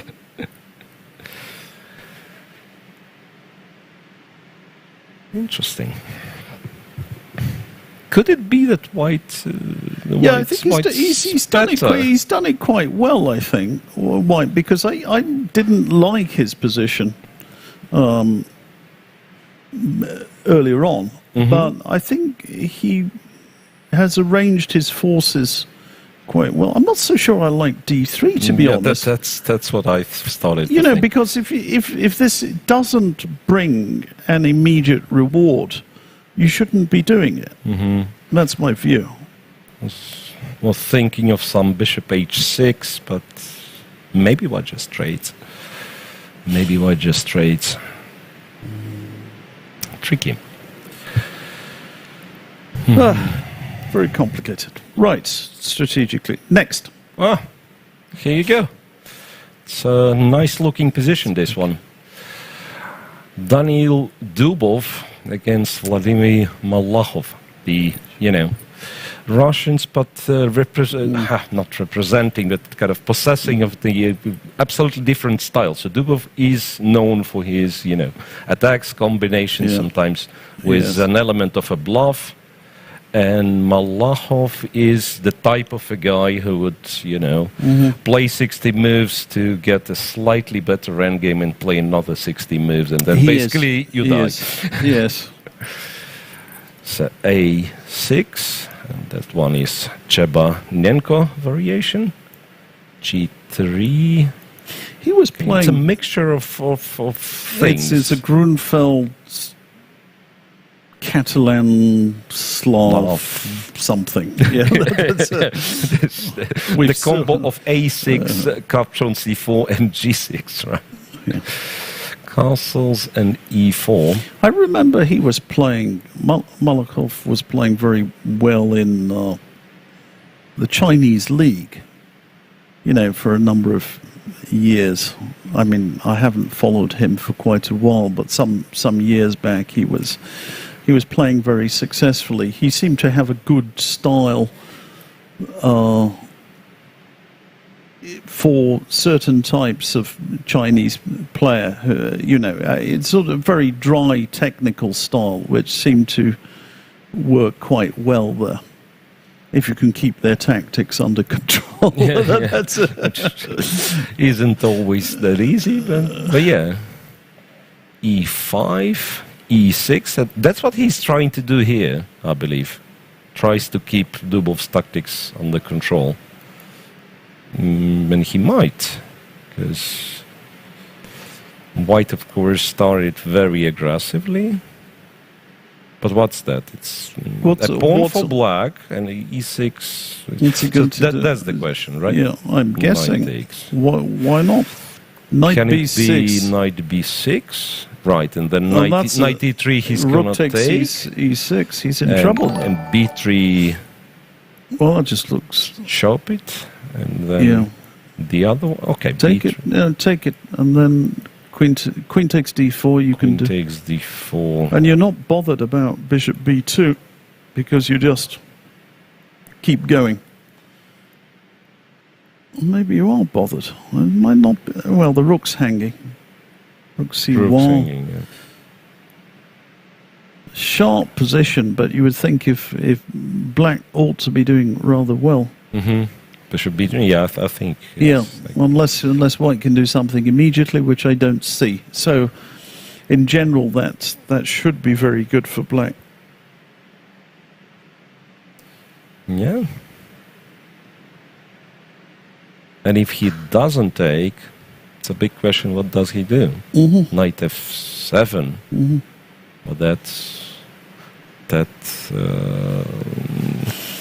Well, you're kind of saying that, I'm not interested in your C4 pawn, I'm trying to checkmate, but once again, this comes with no guarantee. Knight F7. And you can probably try to win an exchange, but does it help with... can we do this? Bishop G5? No. I was hoping for rook takes e6. Some tic-tacs. And that would be tic-tacs, yes. That'd be a fantastic endgame for black, if not for rook takes c6. Yes. Rook takes c6. And, even so, white pieces are so badly positioned so that, probably bishop b5 and... Yeah, I thought like if he has to move and I'm capturing on d4, I might still not be... Yes. But bishop b5 is, or d5. It's a piece down. All right. Superfluous piece. We've got it so now. He's gone, he's gone knight f7.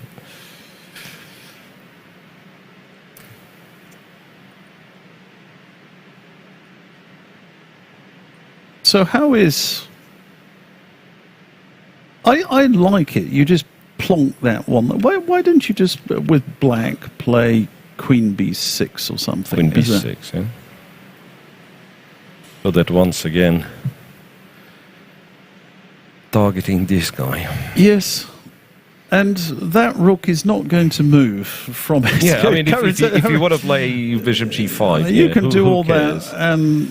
Yeah, do we care? We don't give a toss about whether you're attacking. So there is a little problem. Yeah, with, we do. But we start getting d4 threats. So we're going to have the second time, like it's with the Shirov game, queen b6, queen takes d4. And with this pawn structure. The pawns are So we're getting some similarities from a completely different opening to the some vague similarities. Yeah.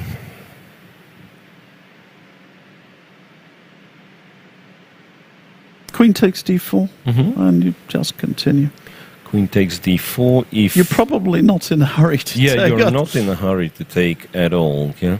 It's not going anywhere. Knight e3 looks you like. You want to play knight e3? Oh no, but then rook takes e6 does, or not. That maybe does cause some problems. But because the knight is hanging. Yeah, and it's pinning as well. Knight d... I mean, some nonsense. Knight d8. I like it. No, I like your nonsense. If you leave the e file, then I'm taking d5 and hoping for some... Yeah, I'll probably sacrifice on e3 if you do that. Yeah. So after knight d8, you're probably going to take. And then pawn takes. Queen takes b2. And knight takes c6. No, I mean, I take here. It's still the madness goes on, right? Yeah. Knight c6, and then you. E6, I mean, you're not forced to take. E6. E6 no, go here. Yeah, it doesn't matter. Doesn't matter. This is all too exciting for us. Yeah. Much too exciting. It shouldn't be allowed. Yeah. No, they're going to have to increase our salary, to get us to analyse this stuff. Queen c8. Okay, Queen c8. So he kind of preferred to keep this under attack as many times as possible. Could it be that, it's counterintuitive, but knight c7 might be a bit of a threat to this pawn. So you don't want to be moving the piece which is kind of already developed. Yeah? Okay. But who knows? Okay, something we didn't... No, there are lots of games we haven't looked at. Yeah. We haven't looked at, for our Swedish fans. Niels. Jeffrey Jean. Niels. Okay, we looked at it. Oh, we did. That's right. We did. And we passed it by. Yeah, no, I'd forgotten. For Sorry. The second time. We are probably a little bit better for white. Yeah, because knight's nice. Yeah. Interesting. Yeah, it's like an isolated pawn. Yeah, which supposedly has to be weak in the end games, right? But black's queen side is a little bit. Again, we've got the two knights defending us. There's a person here claiming to have the same name as you, called Miro Reverbi, and he calls this duo correspondence. That's a brilliant name. I'm sure it's going to catch on, Miro, if you call it duo correspondence. Very well done. Superfluous is better. Okay, let's... the point is G3. And then you start to get the king in. king on d3, and perhaps if you exchange all the rooks with black, and then the king gets there, and that's one of the reasons why it's somewhat unpleasant for black, right? Because you've limited with the options of trading pieces, basically. I don't know. What's that?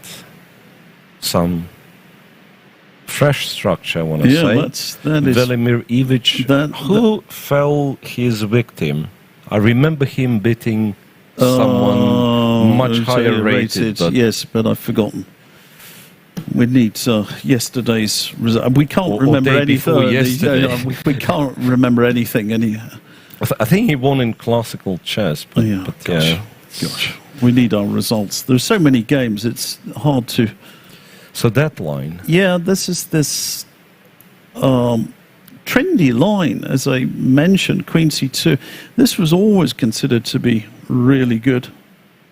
And knight e2, and h5, and castles, and h4, and they just push it. Yeah, that's how they do it. They just claim that that's... And I tell you who's been playing in this way, Richie Rapport. Richie Rapport. Yeah, the Hungarian player. Very interesting player, by the way. And you normally would not think Caro Khan is his opening, but he plays it in his own way. Not in the old-fashioned shuffling around kind of way. So I like the idea of f5, kind of limiting. I do, but then the knight is going to find its way round. It's always nice. Don't you think that this knight on f8 that we've talked a couple of days ago? Yes. I think the defensive, and I find it that it's very hard to restrict it because you control one square. Like the other example could be when you march the h pawn to h5 and you're stating the knight is passive there, but then goes via h7 to g5, and that's the case in this game, right? So f5 takes away those two squares, but you are getting the square on g5. Yes. Bishop d7, c4, b6, b4. That's interesting because here black decided to play c5. Yes. So he was, in danger of facing c5 from white, perhaps, and his position would be... This is a concession. This is a real concession. You don't want to be playing c5, but probably have to. Right, because otherwise, because c5 is pretty nasty. So he gets temporary stability by doing this. However, that's there is a looming weakness there on d5. So which white immediately exploits. Yeah. So knight h7, knight to c3, knight to g5, and knight d5 is what you want to play. Yes. And I wonder if there is any sort of tactical trick. Well, that's what you're looking for, is you mean some... For black, right? Yes. Because if he needs to move the queen away, then I feel like he succeeded. The attack is knight takes h3, check, and bishop h2, check, which doesn't seem to work. King h1, queen in, bishop f4, and... maybe straight with a check, right? Bishop f4, and you just wanted also the queen attack. Doesn't work. Doesn't work. And knight d5 played, and knight to d5 played. So I think he's doing very well.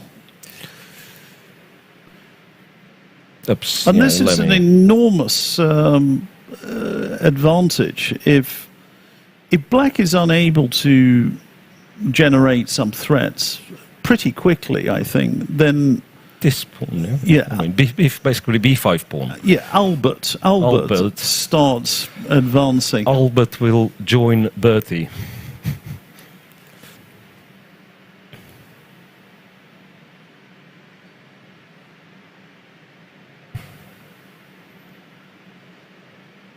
Okay. So only 2 results after almost a couple of hours. Can I also... I can even suggest some other ridiculous... Where is that queen going, by the way? I mean, it's the real question. Absolutely, yeah, because if you get to 8th rank, then all of a sudden you can take... Trading and... Trading places, yes. Going there. Queen F8, of course. Queen F8. Maybe it's premature. Maybe you don't need to do that. Maybe you just push. You just push your A pawn. Why waste? Why bother with it? And I presume your other idea was this. Yeah, you've got it. Well, also F6 Bishop or E4 maybe Bishop E4 first, or F6. And this all of a sudden it's white who is attacking here. Attacking big time. Big time, yeah. But that's so unexpected, because white gets the B pawn and you turn to look towards the queen side, where you clearly have the superior structure and majority and stuff like that. And bishop G5, bishop E4, F6, and it's a checkmate at the same time. Absolutely.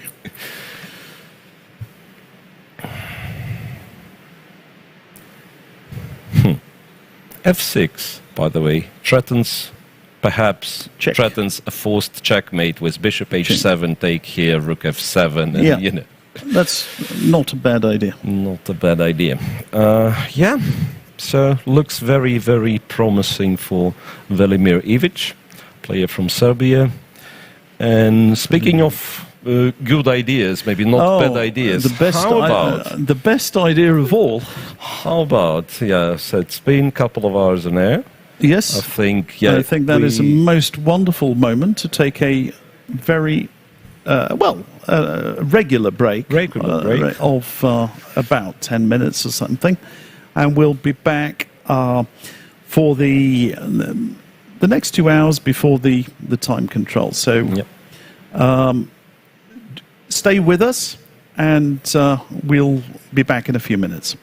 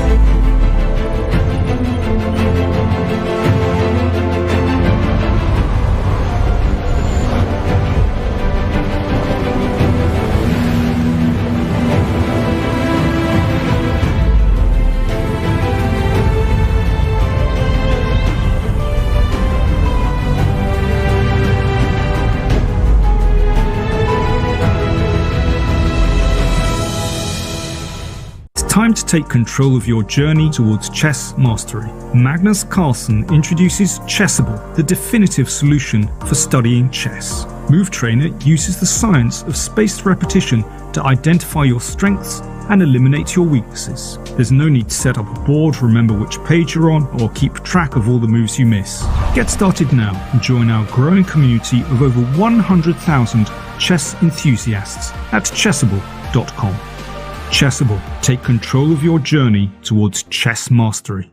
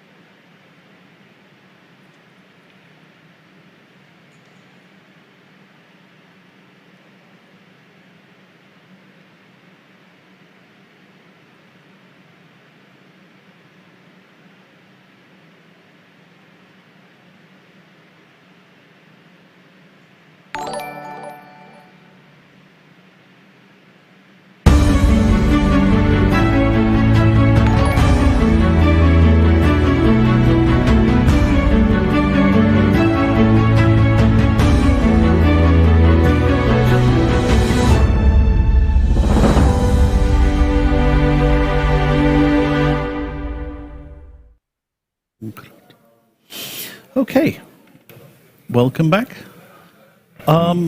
We are just looking right now at a game of Vachidov against Pankratov. I hope we can get our analysis board up and running, and very sharp game, and we see the Uzbek player has sacrificed 2 pawns. Yeah, no less.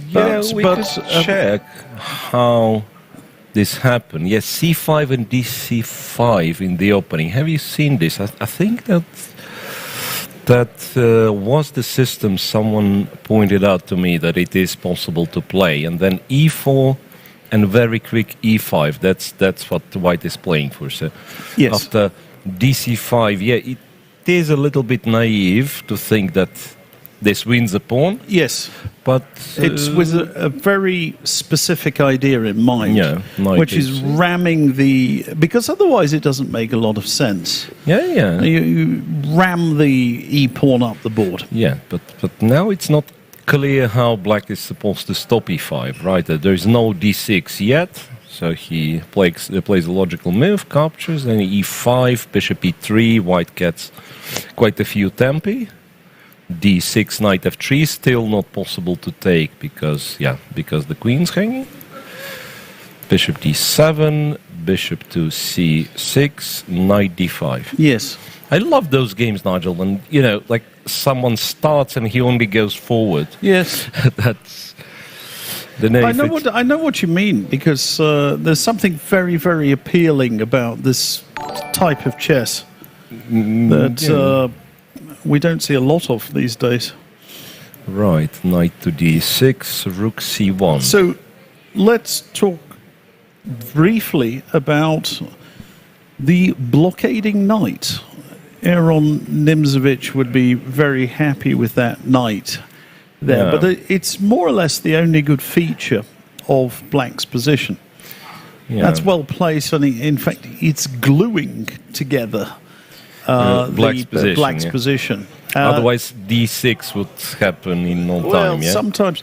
But let's just for a moment consider the bishop on g7. You can say it's a good defensive piece, but its effectiveness is limited. It is. It's nullified by that knight on e5, and protected by the pawn, and it's cramping.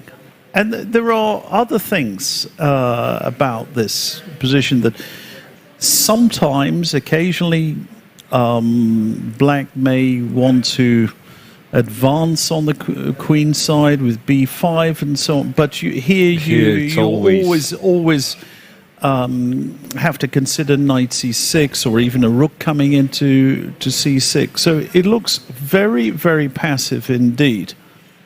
And it's 2 bishops. Let's not forget. The one on g2 is not doing that much at the moment, but at least it's protecting an important cramping pawn in the center. d5, yeah. And it might as well go to h3 sometimes to control the c8 square, so that it's easier for white to seize the c file. Mm-hmm. Bishop f2 and a4. Queen a5, rook c5, queen d8 looks like a bit of a... Yeah, but okay. What else can he? Yeah. What else can he do? He's under pressure. 5. Yeah. And this is very sensible for white, advancing on the king's side. The move h5 has a point to it. At the same time, it's a little bit weakening, and white can afford a weakening on the king's side more than black can. Yeah. So white basically under cover of this knight on e5 in a way, right? Yes. So he can push g-pawn forward and so on. Yeah. Knight to b5, queen c4, and black finally decided he bit the bullet. take the pawn, and then what happens is It's d6 a thematic break in the center. and D6. e6. Yeah. So he's smashing open the king side and The diagonal, then, like and I'm not sure at all what what to do. Yeah? Black is supposed to play here. So let's give a simple sample line. Yeah, Yeah. rook e6. 6 takes king h7, King h7 and bishop bishop e4, e4. and There's no way. no, just time, just finished. Yeah. Time to lose. Time to resign. So it looks very promising, to say the least, for Yeah. FIDE. Yep. Yeah, very, very interesting. Should we look at Sindarov, Javor here, Sindarov, who beat Firouzja the other day? Is there anything going on there? No, shuffling around. Shuffling around. English opening. Yes, yeah, but Black has got the entry points on the A file Covered. quite well covered for the time being. Difficult for White to do that much at the moment. Yeah, and but, they keep maybe it's shuffling around, in fact. maybe it's some sort of stalemate, this So, position. yeah, like Black might dream of playing f4 one day, yeah, but it has to be done carefully, because f5, f4 will give a square on e4 for the knight. And the last pawn move, which is f5, has happened Quite a while ago. 7 moves ago, yeah. So do you think it's going to be some 50 move rule, or maybe a 75, 75 move rule, with the arbiters stepping in like they did yesterday and saying, come on, guys, give up. It's a draw, yeah. I want to go to the pub. Okay. Shall we check Carlsen and Fabi? Because we've mentioned Fabi playing, and I wonder if we ever looked at his position. Okay, so Carlsen against Tari. Knight e5 was played in the position that we were discussing. Knight e5 is yet another option, right? Knight d7, bishop b2. Rook b8, so wants to play b6 or b5 to develop the c8 guy. Yes, it's got things under a b1. Yeah, stopping b6, and he plays b4 himself. Yeah, but doesn't look like a big deal, does it? And bishop b7, exchanges here, and bishop to a3. And it might be one of those. Just a little tickling there, a little tickling. Okay, bishop c5 is a threat. Is a threat, yeah. And the point is that rook c7 is met by knight b5. Knight b5, yeah. It's a bit awkward. And the rook. Yeah, once. So that's a question. Yeah, once again, give Black kind of one tempo, and he'll be absolutely fine. Yeah, like queen d7, rook f to c8, and he's very happy. Yeah, of course. Yeah, but he's shy of a tempo. Yep. So slight pressure, right? It's a little bit. It's what you would expect from Magnus Carlsen. Uncomfortable here. Queen takes d2. Queen takes d2, bishop c5 hits the rook. Yes, right? and there is a threat of knight e4 as well, so that would cost an exchange. Not absolutely clear, by the way. I mean, just... You mean to take on... I'm sometimes looking at miserable defensive tries. Bishop f8, king f8, and try to get the bishop on c5. Yeah, well, maybe it would, yes, maybe to b5. You can't go there at the moment, so bishop e5 maybe, or f6. Something like that. Not that easy to win. On the other hand, I think Magnus Carlsen would play all day in a position like this. Yeah. And there are only two results. So a bit of pressure. Okay, and Fabiano with black against Jumabayev. Yet another Catalan. Exchanged here, bishop c5 and c3. Right, that's well known. That's an interesting line, because in general this is considered to be a little bit better for white. So he just takes. Yes.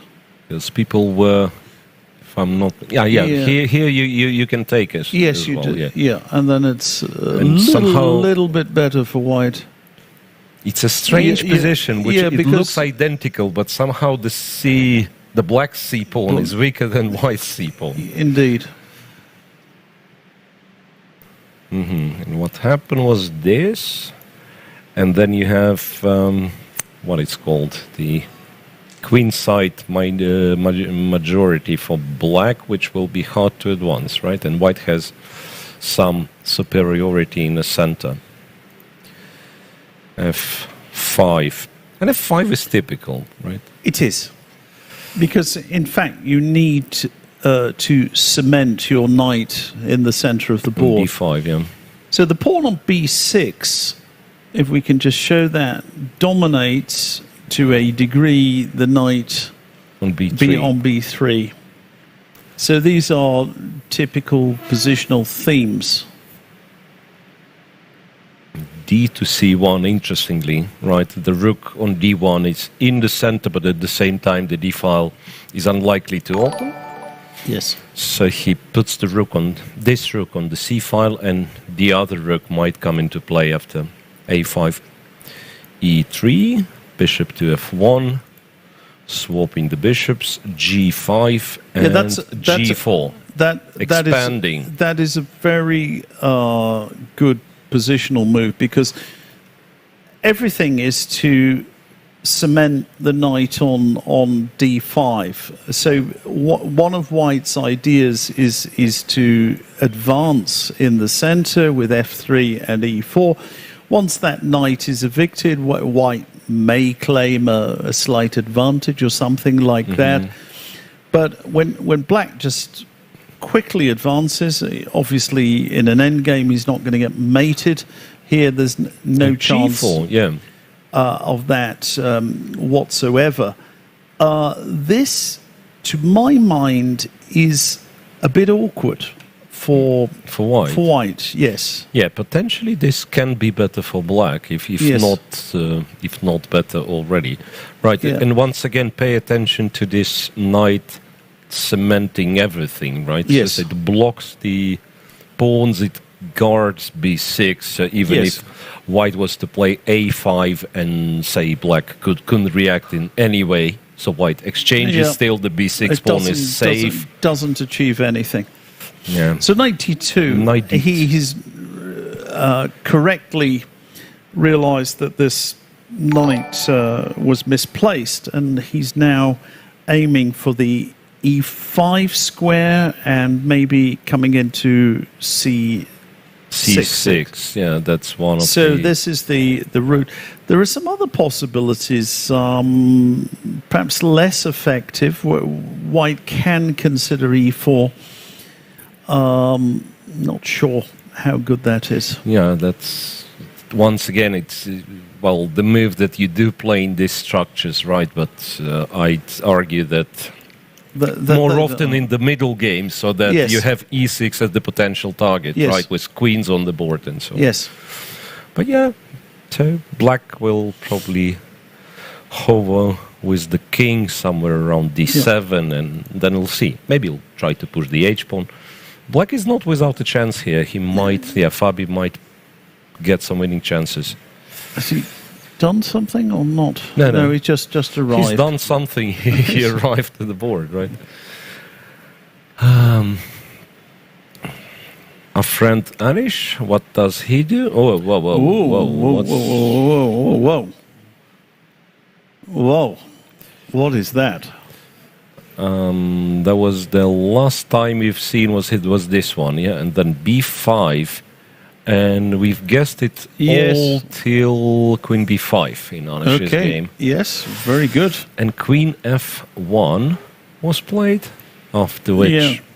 And the queens came off, and then c5, which was the thematic advance we were talking about. Takes. And clearly going for checkmate on the h file with this. Bishop e4, I'm jesting. a5, captured, e5. Yeah, but somehow this rook got to take on h2, right? Yeah. That... d3, bishop e3, rook h5. I'd say white has two bishops, right? There's a little problem. His rook on a3 is hanging. Yes. How this came about? The rook was on c5, so that's... So he moved it. No, I mean, it felt like, the rook on a3 wasn't hanging, and a few moves happened, and then you might suddenly think, there is some, after rook there h5... is some tic-tac. Yeah. Rook a4... So he takes knight g4 and bishop went to a7. But the question is, what is black going to do now? Bishop b4? Or rook d8? Yeah, I thought bishop b4 perhaps forces rook a1. Yeah. So can I look at rook d8 instead? Just we've got rook, knight and bishop there playing to some degree. So that's a threat of a check and trade the rooks. But maybe bishop b6 is a good response to that. At tempo, and you can't leave the h rank. Okay. Yes. Anish went for a check. Wait a second. What's this check? I've no idea. It's a strange check. I mean, maybe just white is better, and it's right. That's as simple as that. Because one gets this feeling. I mean, if you play a check, if you trade your active piece. Well, the thing is, King G1 was an issue as well, wasn't it? That was actually a threat. King G1 and then the rook on H2. It's not the queen on H2. I mean, it's problematic, and some bishop E2, bishop F5. Seriously embarrassed. Right. So maybe that's it. It's far from being. I mean, they always say rook on the 7th rank. They're normally not talking about that sort of rook on the 7th rank. Yeah. Might tend to be pseudo-active, right? Yeah, he exchanges on D1.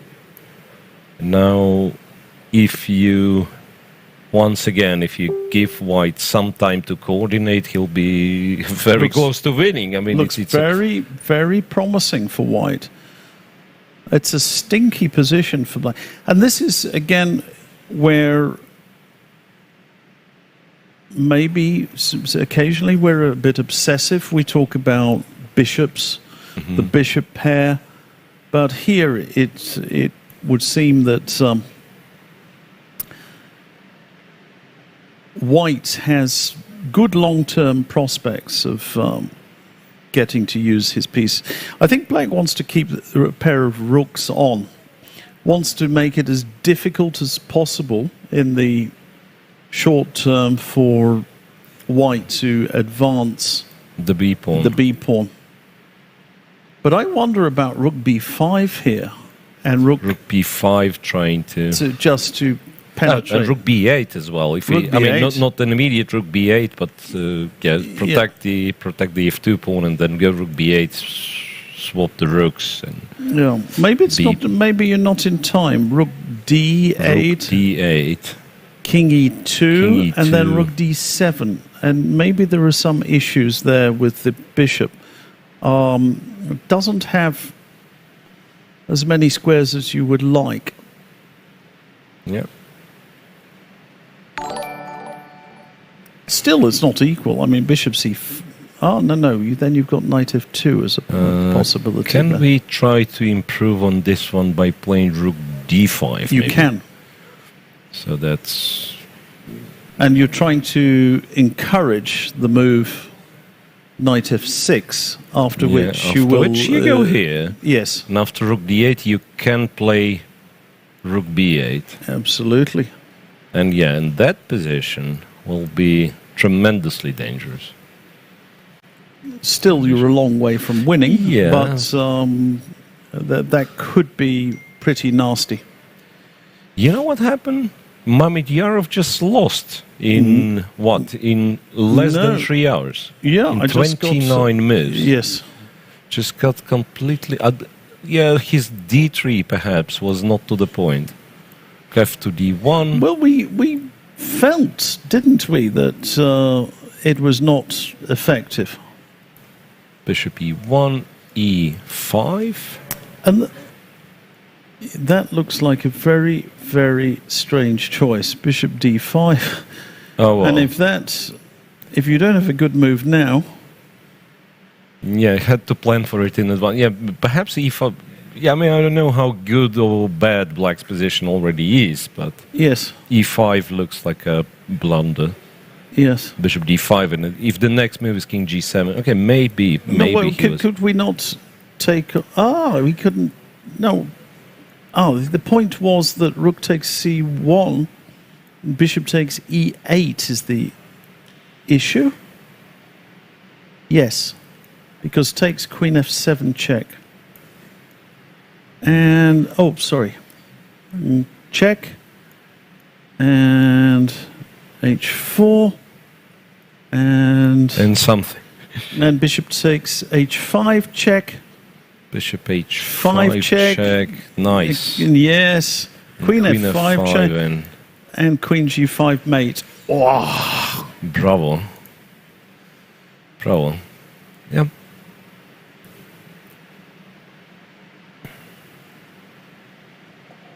Well, so instead he did what? Bishop f7, rook f8. The white trades so that the bishop is not hanging. Bishop h5, two pawns up for rook f8, bishop f3, queen a6, and rook c1. And Mamedyarov just resigned. Yeah. And yeah, you can't call it. I mean, maybe a tiny bit premature, but not really. 2 pawns down. Well, he has a tactical problem because he could queen f6 maybe, but I mean, okay, that's dropping a piece. But okay, let's have a look at it just for my amusement. Rook c7 check, and where do you put your king? King somewhere, and then bishop e4, and then takes. Yeah, takes. That's maybe no bishop. Get this out of the way. And it's a problem, isn't it? It's a checkmate. Yeah, it's a checkmate. It's not only a check. Yeah, it's a checkmate. It's a checkmate. So these are the sort of issues. So it was a pretty horrible game. Yeah, lost pretty quickly. 29 moves. Yeah. So that is a surprise. 27-82.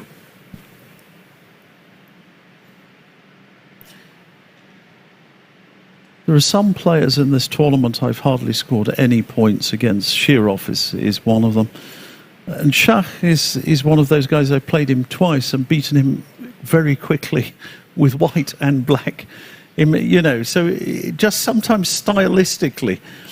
I mean, he's a brilliant tactician, absolutely great player, but this is an off day. It's like he has those off days that you're thinking, what are you doing?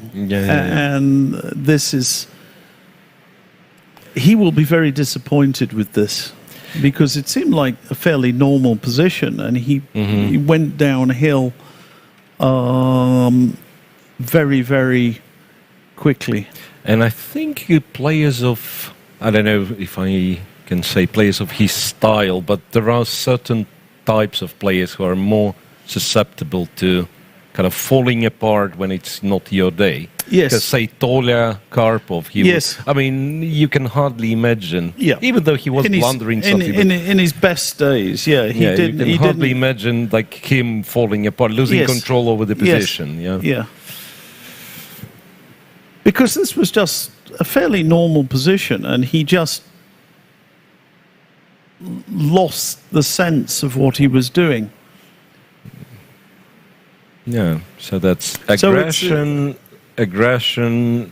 play d3, turned out it was not a good move, lost. Yes. And of course d3 is very, very far from being a fatal error. Yeah. Absolutely fine, I think. But it was a strange decision. I think he miscalculated something. It's often like that. You know, sometimes you wonder what people are doing, and they embark upon something, and sometimes you look afterwards and you think, well, didn't you understand this? And it's often not because of lack of understanding, it's because they miscalculated something in a variation. So they've gone in a committal move, and then they realize, oh God, I botched up there. and then it gives an impression that the guy understands absolutely nothing. Yeah. And in fact, it's not the case at all. That his original calculation, and I can't read his mind, didn't quite work. Yeah. Right. Some new... Yeah, somebody said, Shah is awesome. He just had a bad day. He'll be back for sure. Look, he will be back for sure, but when you're playing mini matches, you don't have a long time to get back. Yeah. That's... I've often thought about that. I remember once I played a match many years ago, 20 years ago, in Reykjavik against Hannes Stephenson. And it was a 6-game match. And I started off with half out of 2. And I won the match 4.5, 1.5. Wow. And I was just thinking, I mean, so you look at the final score and you see 4.5, 1.5, and you think, well, that was, one-sided, one-sided, very convincing victory, blah, blah, blah. But I was thinking to myself, what if I'd been playing a mini-match in a tournament like this? You're right. I'm on my way home. Bye-bye. Bye-bye. I'm gone, And everyone would be talking about the Stephenson upset, of a higher-rated player. And these sort of matches, you've got to come back immediately. And it's very, very difficult, particularly in classical chess, because we always have to consider there is a large margin of draw in chess. Yeah. It's because of that stupid stalemate rule. And the large... which I have to mention every day. The large margin of draw means that you have to take every single opportunity to come back. So, yeah, he's going to try. He lost with black today. He'll be white tomorrow. But he's on the brink. Yep. Already. Not an easy task for sure. Yeah. Just brought up this Krishuk game, and black, he's playing quite aggressively, which might be, might be the right thing to do, right? As we discussed that long term, white might have some, some hopes to get strategic advantage. Take advantage of your H4. Yes. C4 says, Krishuk doesn't really believe this bishop. He's undermining the knight, the horse. Undermining the horse. Yes.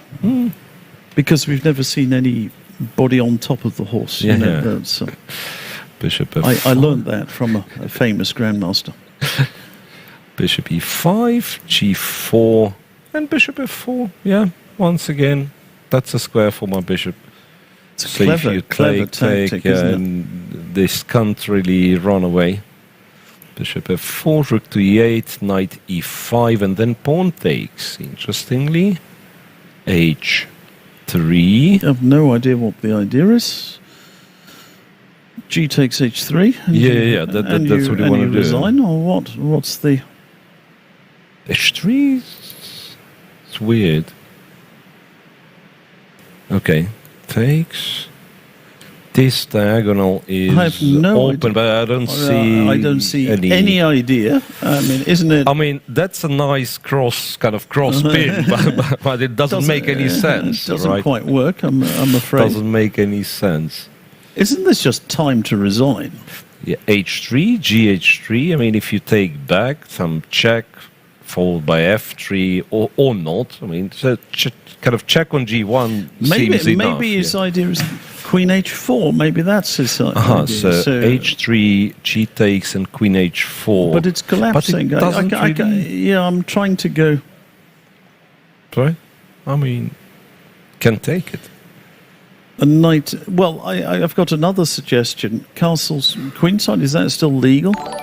Let's try. Yeah, it is. It is.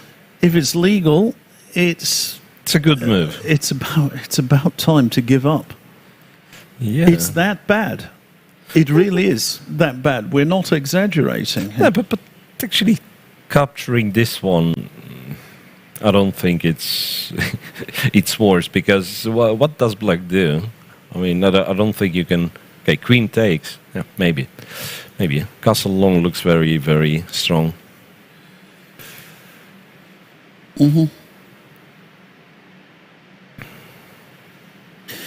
Oh well. So do people mention something? Yes. So Vahidov, back to Vahidov, he is or is not winning. E6, king f8. That's what Pankratov has found. Yeah. E7. Exchange on e7, queen e4, queen b7, bishop d5. And there is no way of protecting f7. Jose. So just, and looks so, crushing. Well, maybe he can avoid immediate calamity. Queen g6. I mean, that's queen g6, not. Yeah. Queen d2. Yeah, it's okay. That's what I'm suggesting. Queen takes h5 check, and then you go queen h6. Queen h6, and you lose. Go down slowly. Yeah. You go down slow. It's a blues song, isn't it? Going down slow. Yep. Hari Krishna. Wait a second. Hari Krishna, is he? I mean, he's playing. He's up a pawn, and I don't know if it's enough. He's up a pawn. Yes. Hari. No, he's doing very well, and that's a very nice move. 3 to c4, right? Yes. If rook c3 is not a problem. The very least you can take. We take it. Give a check. Oh, that's nasty. And still go. Maybe this time to b5 actually, right? Or just wait. Yeah, you could go to b5. You start. Well, then rook a8. Maybe. Oh, yes. Rook a8, and you're just about in time. Knight e5. And this diagonal is not long enough. Yeah, bishop b2 actually leads to. Yeah, the bishop's almost trapped.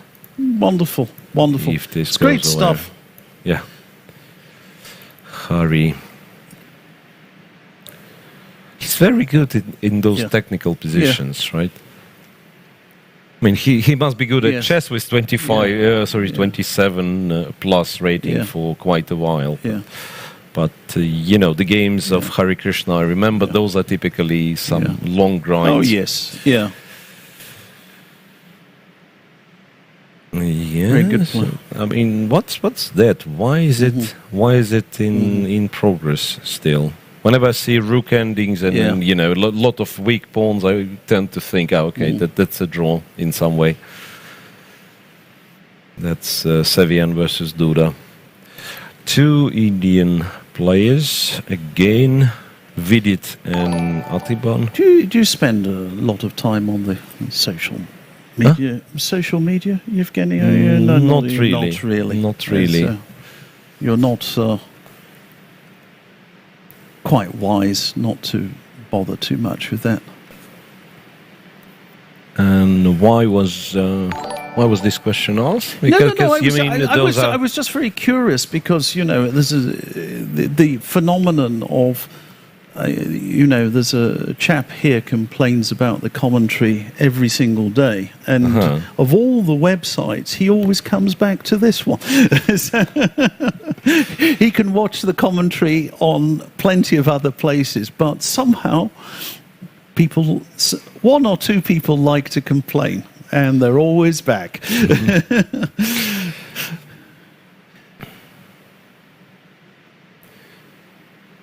Looks like, something changed, and we look at an absolutely different game from a different opening, right? Remember, it used to be this. Yes, that's right. That's right. But looks a bit awkward for Adiban, doesn't it? The final position, the current position. Yeah, Queen C2, King G2, and the Rook wants, in some cases, to go to H1. White has a better structure. And all the pieces nicely placed, right? Yes. And at some point, you always feel there is some tactical shot, some Queen D7, something like that. You want to go in. Yeah, Queen takes C4 is good for the moment, but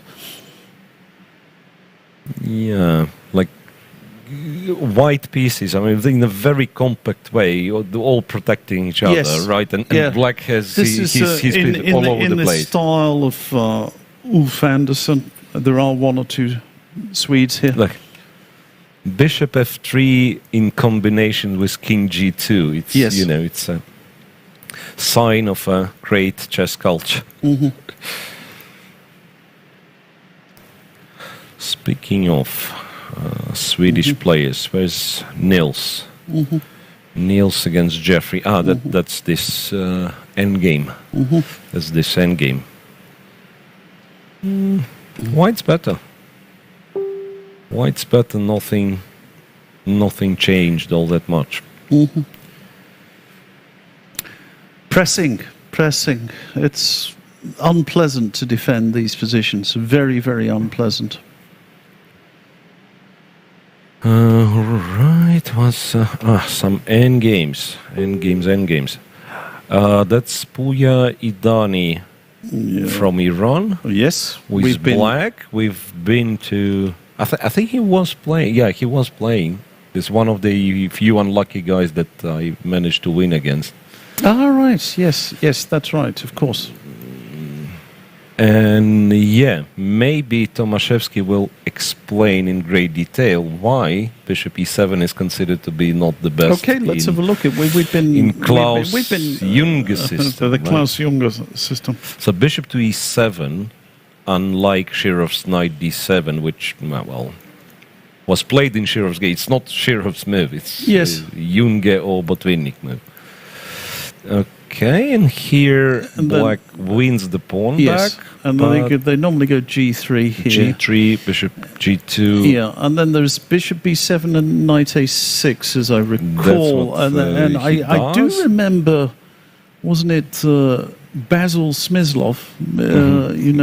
He was a good player, very fine player. Was playing like this, I think. And interestingly, Knight B5, which looks like, you just take a pawn. You castle, don't you? Yeah, I think you castle long, Yeah. And the threat of Knight takes, so you, in case of this check, you go to C7, the steed might not come back. Okay, so white went here, captured castles. Oh, wow. Rook D4, Queen E2. Yeah. So we see some parallels with the Shirov game. Yeah. In fact, quite a few parallels that, white has abandoned his d-pawn or maybe he couldn't protect it. Too much difficulty to hang on. At the same time, It looks as if the black king is more uncomfortably placed than the white. So how is this going? And queen h5, and white had no other choice but to trade the queens. Okay. Maybe he Maybe had it's good. the No, f3 maybe then. it's good. Maybe So it's he good for black. trades rook c1, king b8. Yeah, and that's what they usually do. They run with the Well, king. hang on a second. Isn't this good for... Rook d1, king c6, and king c5, and so on. h4, b4, and rook d5, Rook c1. rook c1, king b5, h5. So trying to distract the rook. Yes. Yes. So if rook takes, it's knight d6. But even this, king a4. You can go king a4. Yeah. King a4, go king a4, go in. If rook takes c4, I'll just play knight d5. You can take a pawn, and then I'll go in. And who is better? Who is better and why? Yeah. Yes, and it's black is better because his pawn is much further advanced. So looks to me like Puya Idani is doing well. Yeah. So even the So yes. Even the final position in this line that we have looked at is probably not hopelessly lost for white, yeah, because he can dream of sacrificing the knight for the b pawn and eliminating the last pawn remaining. But Yes, yeah, yeah, but it's possible. black is in no danger. but It black seems. is yes, of course. This game, please. That one. Oh, the wow, Dubov game. Wow. Knight e3 was the next move. Yeah, it's just very complicated. Captures on e6, knight g5. Yes, but now what did he do? Kind of same idea as I was trying Yes. to achieve, yeah, but with less mad. I mean, not going knight d8 at least. Yes, c3 yes. and rook e3. You were absolutely right. Sacrificing an exchange. Okay. Captures on b2, knight d7. What's the material? Is It's it two pawns? Two Two pawns. But there is some looseness to the black position. I mean, if black can somehow get to an end game, Get it here. well, that would be brilliant. But Yeah, I completely agree. Like the queens are off, and black all of a sudden is winning. Yeah, yeah. but it's not what Dubov will wholeheartedly accept. Yeah, trading queens. Bishop b7, bishop f6, knight e6, and the knight returns to e6. Bishop h6, and a funny-looking queen g8 move. There is a point to that because you're giving you keeping this c8 square for the bishop. The bishop, or who knows, which is not, maybe the rook. and maybe, yes, indeed, you might want to put the rook somewhere, but it looks as if white is doing well. Yeah, at least for because, now, yeah. Although I'm not sure how you crash through, very hard to say, but there is some sort of scaffold. That looks like a sensible move, controlling the... Maybe that's the answer. So queen g8, maybe he was thinking of g5, sure, queen g6. Sure, h4 is a logical move anyway. Touch, yeah. But there is a question of how black is to arrange his forces, and that's not at all obvious. Yeah. No knight c3, because it's always rook c3, right? And if not the knight on b6, then bishop on b7 is hanging. Yeah. So can you do some strange things? Can you do bishop c8 here? Is that a move? But the pawn and then bishop d7. That was my idea. Oh, wait, but no, bishop d5 is winning too many pieces. Just taking too many everything. pieces spoil the broth. Yes. No, or something like that. Okay. So that's Indeed, a strange position, which optically looks acceptable for black, but it's harder to make any move. Any move, yeah. And this will stay like that. Yes. Yes. And to find a move, white does something, and then once again you're back to the starting point of looking for the move to play. So he's got quite a bind there, and Malakov is maybe drifting into time trouble. Yep. Wouldn't you say? 12 minutes and what's that? Move 27 in such a position. Yeah, you're easily. All white's pieces are going very well here. Right. The knockout blow is not easy to find, but still, one feels it's almost Zugzwang. A bit of an exaggeration, but you know what I mean here. Yeah, it's not easy at all. It's not easy at all. All right. Well, what else? Maybe some games that we didn't look at all. Yes. Abbasov against Yesipenko. That doesn't look particularly thrilling. Not a thriller. Either white is going to win or it's going to be a draw. More likely. Yeah. So how about Shirov, by the way? It's oh boy. It's still entertaining. Boy. Let me entertain you. Oh wow. C3. And that's it's a feature of those Botvinnik system players, that they might have those double C pawns, but somehow they turn those very often into connected passed pawns. And that's the case in our game. Knight E4, a check, Rook D3, Bishop E3, and Knight D4. Yeah, with a nasty threat on H2. What did he do? He didn't play Rook A2. He first captured here. Well, why didn't he go Rook A2? That's a question. It's a good question.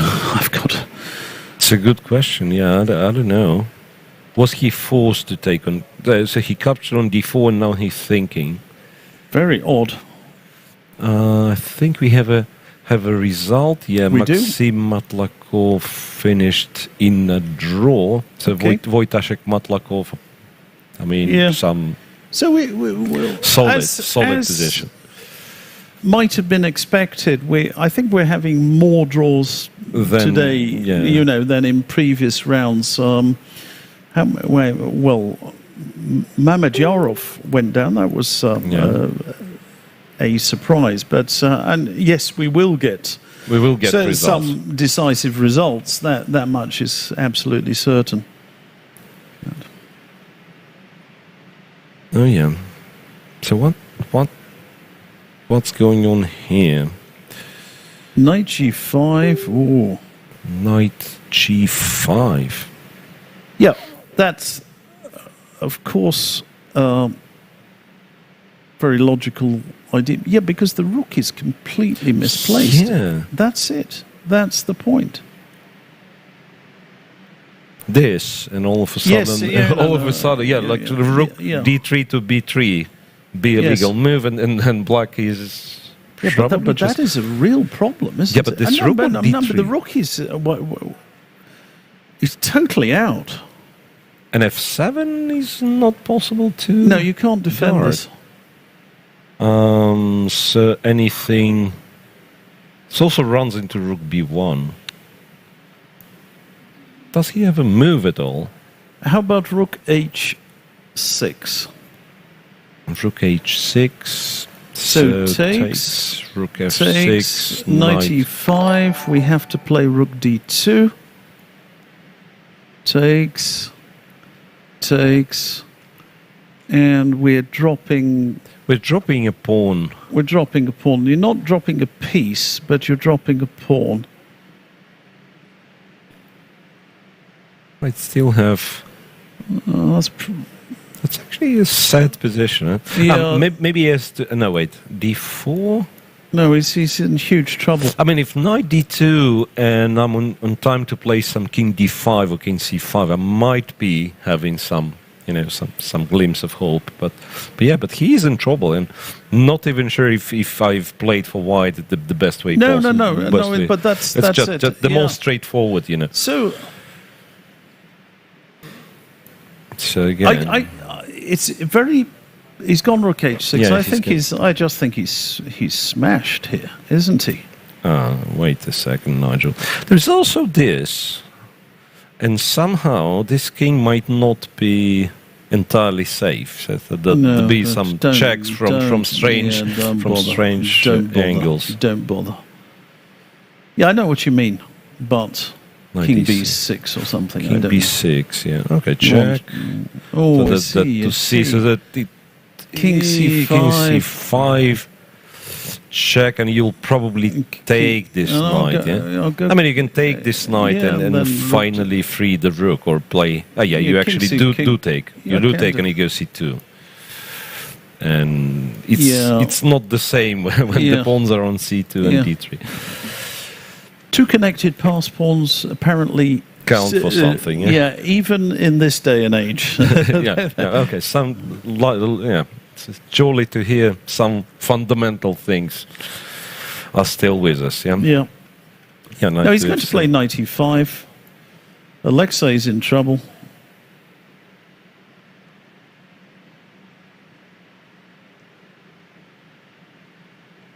Mm-hmm. And by the way, I just want a sort of technical way of winning this. I'm going to suggest something else. Just knight e5, rook d2. Okay, take knight f3. Knight f3. Knight f3. Okay, knight takes d4. But are you sure you'll get... I'm not sure. You're sure you'll get the d... Well, maybe you do, right? Yeah. There is this funny move. Which funny and stupid at the same time, because you go to the C file. Yes. And you play rook d6. Yeah. Sorry for ruining the position. So knight e4, e5. You can try to go... I mean, it might as well be so that you are not in rush to eliminate this one. You just bring the king to e2 and then remaneuver the knight. That was my idea. I mean, I think technically it must be winning, because if you put the king on e2, it's game over. Yeah, the pawn is not. He's done it. Running anywhere. So Alexei's, I think he's stuffed.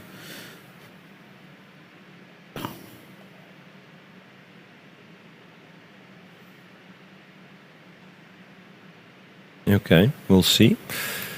So trade happens. Knight f3, bishop b4. There was also this, but the king runs away. No, it doesn't. No, the king runs away. I liked just taking on d4 and then shuffling around.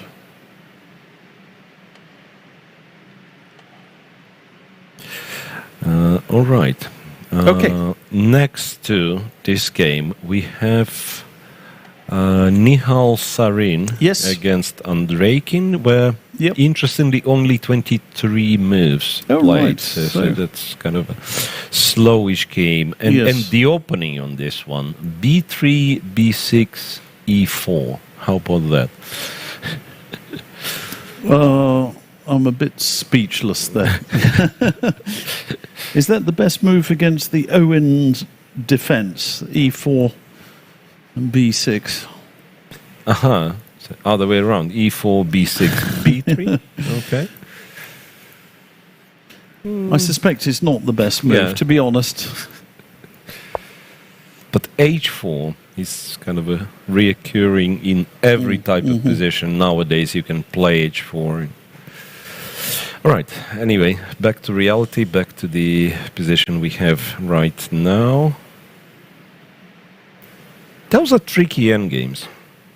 Those are tricky endgames because you don't know, when it's only one set of bishops, right? Like, it's much easier to tell where your pawns have to be. It certainly looks better for white, but how serious is it? King D3. So King D3, and shall you play E5 or? Well, or just... if you do, then Bishop E4. Yeah. And then you cannot. Then we probably cannot trade. So you need to do this. Although even that's not 100%. You probably can't. Yeah. It's like you wait, or I play A5, and then you don't want to be trading these bishops. But if white gets there, you just don't. It's probably a draw. Yeah, so maybe nothing to get excited about. Some comments on world champions. Morphy was not the world champion. No, he wasn't. Steinitz was the first world champion. That was pre-FIDE. Who was the first FIDE world champion? I'm not talking about amateur champion. FIDE it was Botvinnik. Botvinnik. Did you go to the Botvinnik school? No, right, accidentally, no. Who was? So these are all recognised by FIDE. Starting from Botvinnik. Before that, it's unclear. Is Tabai winning against much higher rated opponent? Yu Yang-yi, no? I would think white is just. Knight f4. How can you? Queen h6 check. Queen h6 check. Queen h6. Yeah, knight f4, queen h6. That's a nice little tactic. When you go here, you whip it off. That's the right. whole point. So he went king e8, and white goes f6, kind of not letting the king escape. Yes. Oh, wait, if knight takes d5, maybe. Ooh. So if that, and then the rook is hanging. So that's something not to do, right? Knight f6, maybe just take. Yeah. So what has been played there? I can't even see that. Black did play c6. I think he played c6. He's trying to run for the hills. Yeah, c6. Tried to run away. I mean, I'd be very surprised if black can survive. Well, maybe he can. Maybe he can do it. Rook h5 if you want. Yeah, maybe rook h5. There's also this. But don't forget that the knight also... the queen sometimes protects the... f7 pawn. F7 pawn as well. But they're interesting. What if we just play in a crude way? Let's come back. Queen g8 check. Whip the pawn off. And now I go knight e4. And I just say, okay. We play chess. I'm a piece down. I protected everything there. But this enough? It may be. But still, it's not. Even if you take, clear. Then you take those are still terrible, and that's take on e5. Take on e5 and takes, and rook takes h5. Well, that's chaos. Right, and you probably have to insert b takes c6, or maybe not. I don't know. I don't. Absolutely no idea. But that's a very interesting game. No, I do like this. And maybe some other moves. Yeah, like knight c3 is a threat here, right? Could try to insert one more check for whatever reason. Check, king b8, king c7 maybe. King c7. King c7. The d2 knight is still hanging, yeah. Yeah, this check was silly. That, knight e4, and then stupid knight c3. You're suggestions are never silly. Oh, knight d6. It's like almost want to play knight d6. I was thinking exactly the same. I was thinking to go caveman, even exchanging queens and going knight d6. But that's a little bit excessive, I think. Yeah, but what a position. What a position to have closer to the time trouble. All right, so I'll just click through bottom to top. So Wojtaszek Matlakov is a draw. Shankland with Aryashenko. That's the one who knows what's going on. I thought Shankland was practically winning earlier on, but this is more complicated. Still looks quite promising. Yeah, White, of course, has to be better, but might not be enough, right? So in the right moment, kind of exchanges the bishop, the c3, c3 weak, e6 without the bishops. It should be possible to block. So no obvious. Fedoseev, look, he survived, and I don't know how hard it was. Doesn't look like White had a great deal of attack here. Yeah, I saw this during our break. Yeah.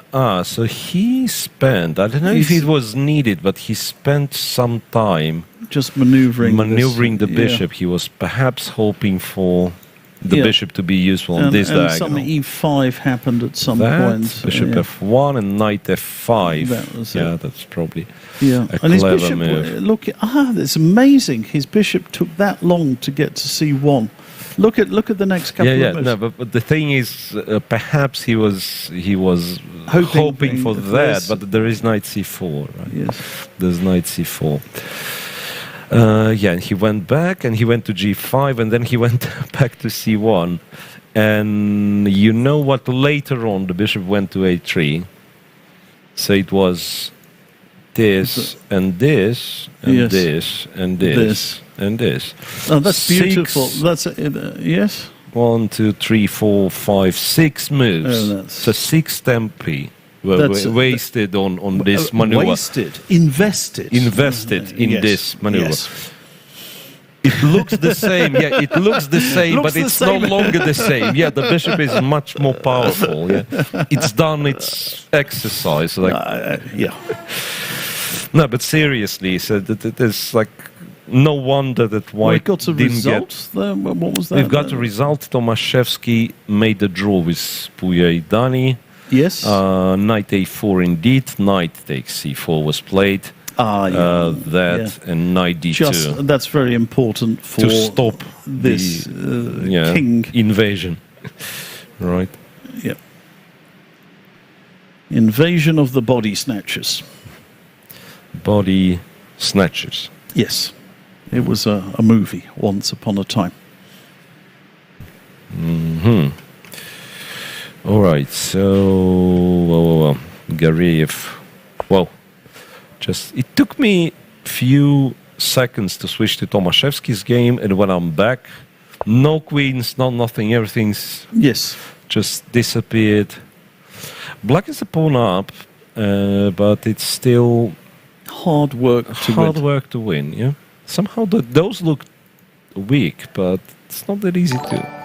attack. Some chances for winning chances. You know, King b8, I guess. King b8. He played some rook f8. Weird. It's funny. I would have just put the. It's just defending so he guards this, and perhaps what difference it makes so that knight a4 now no longer. I see. So he probably doesn't want to play knight a4 right now. No. Yeah, but if it will be kind of needed, no bishop d7 anymore. And I think.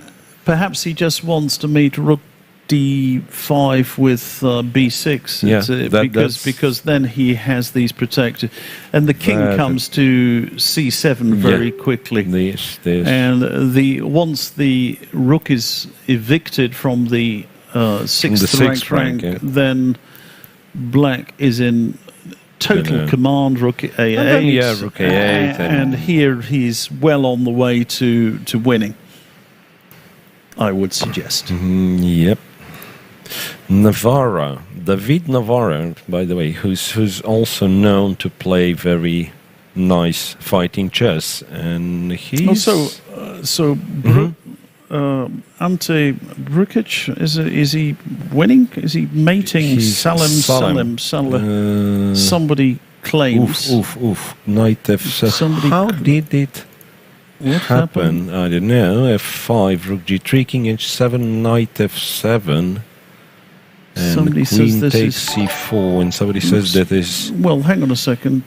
Oh, I see. He's got queen D5 check as a I suspect defense. there's some tricks involved because if this it's quite you don't need it to be a checkmate. It's just straightforward. But no, we don't need Mr. Stockfish for this one, do we? We possibly do need Mr. Stockfish to ask it if this is ever. No? No, how does that work? I thought bishop h6, but he takes. It. Yeah, he takes. Yeah. No, Mr. Stockfish. How about D5? It's very thematic. Yeah, D5. I mean, I don't know if it works, but yeah, nice. Queen Try. E4 Queen E4 check is there, right? But not Queen sure, does it help? You go away and you have an additional threat. Indeed, I do.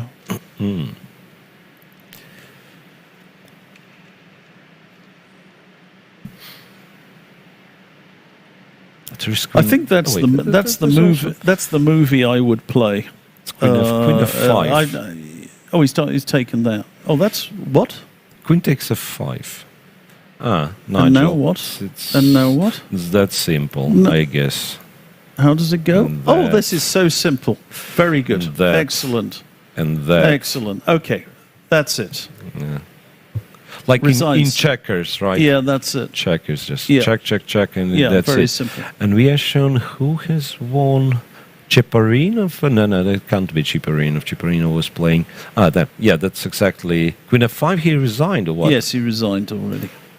Queen F5, Knight D6, even easier. Well, that was actually I was coming on to that one. But, Knight takes D6. Yeah. Comes. And, it's almost the kind same. Of same. Yeah, almost the same thing. Yeah. Rook G7, Bishop H6. Right. Okay. Nice victory for Brkic. And what does Korobov with Georgiev? What happens there? Remember those doubled C pawns for white. And one of them is still on. One of them is still on. It's a rook endgame with even number of pawns. I would guess it has to be a draw somehow.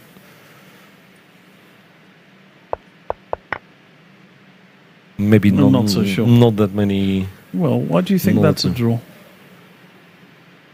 From the experience, rook endgames, equal number of pawns. How about A4? A4, yeah. Probably does this A5. and then pushes the A5. Yeah. In A6 rook C7, C6, C7. Rook C6, I don't. C6. So you mean it's not easy for black? No, you can do H4. You probably are making a draw somehow. But the H4 at the same time it feels like I should be exchanging the F pawn. No, you should first play A6 yourself and then go H4. H4. It's probably going to draw or not. Takes. Now you start running, huh? Yeah, you can also take, and then you can also play rook somewhere, rook B6, and then it's probably a draw, but no, go sideways. It's probably a draw. Rook A4 and King G5. It's too much. Should be. Yeah. Should be a draw. Too much for white to achieve. Yeah. Oh, right. Apparently Blue Bomb is escaping. Blue Bomb against, I keep forgetting. Yeah. Duda and Sevian have drawn, apparently. Yeah, Duda. It looked like a draw, yeah, indeed. This one, yeah. Yeah, okay. There was some. Yeah. All right. Lot of Yeah. pawn weaknesses and Yes. two Yes, rooks okay. each, yeah. Vidit and Athibon, that they're reaching the time control, and I think Vidit is, I don't know, close to winning. Well, close to winning. Two extra pawns and Well, no. yeah, unless there is some remarkable cheapo here. Is the mate on the H file? It doesn't look like there's mate on the H Yeah, file. I mean, if you take the queen is too close, right? So Yes. rook e3 as a try. Maybe that's what No, F takes C3. F takes and the check, and you Bishop go. back. Everything under control. Knight There's e- nothing happening here. There is but basically there is nothing happening at all. Some. Yeah, Queen takes D5. yeah, perhaps not much he can do. And if this doesn't work, then what do you do? I mean, you move the rook away sadly, like he did. Yeah, bishop e8. But then, I mean, You can always play Bishop D5. This is- Bishop this D5 is yeah, bishop d5. There's is, nothing going on. So play Bishop D5 unless you're going to get mated on the H file. You could do, but probably you can't. It's only a check even then. No, but wait. So- But this is not a bad move as well. I mean, how do you attack me with my knight on on f4? Yeah, no, There is also. I like Bishop D5. Just there's nothing, no threats, no ideas. No threats. Yeah, fair enough. Maybe still this check rook Yeah, e3. It's the same. It's exactly the same. Yeah, it isn't going to work. It's exactly the same. No, it's just lost. Okay, next one. Next one, Nihal is no. Okay, that Shirov. So He. I thought he somehow won the e-pawn, but no, it's Alexei who sacrificed it. e5, knight takes e5, king a6. I don't get it. But okay, F4. Perhaps running with Yeah, the king. he's got to run. King F3, King A4. He's got to put it in on C2. He's not in time. He's not going to even get there to C2. King B3, King D3. King d3. And if you go, that's hard to suggest anything. And Knight F3 is going Knight to... f3, knight c4, yeah. Yeah. On- Bishop C3, but then Knight F3 anyway. No, It's lost. That's lost. lost, yeah. Basov, Yesipenko. That was this somewhat. Yeah. Hasn't changed much. Hasn't changed much once again. Okay. I mean, the Move more on. the more I look at it, the less I believe White has chances. I mean, Well, White has it is- chances only in a bishop and pawn endgame where he has serious chances, probably just winning, in fact. the king on And e5 or that, very yeah. close to that. But Okay, this is the game. This Yeah, is the yeah. game I'm why have we been thrilled to watch. wasting our time talking? So how did he thrilled. defend? H4, rook to b8, Oh, that and was a rook to a8. Brilliant. And after knight g5, he went with rook a7. So basically, he's trying to say my position is fine as is, right? Yes, I can do. Every single move is possible. Queen e8, rook e6 finally captures there. And it's h5, bishop back to f6, and rook c to e2. So he's got a lot of material, Malachov. Yeah. Well, now I'm thinking, what is he doing? You know, what is Dubov doing? Rook f6 is a threat, right? Oh, Rook f6, you take with the knight, knight f7, and knight d6. Yeah, that's it. That, I mean, probably could illustrate it in this way. Yes. Knight f7, king goes here, Yeah, that's discover check, win the queen, win the game. So now that we've figured out what the threat is, how do we defend against it? how do we defend against it? If at all. May I suggest? Go for it.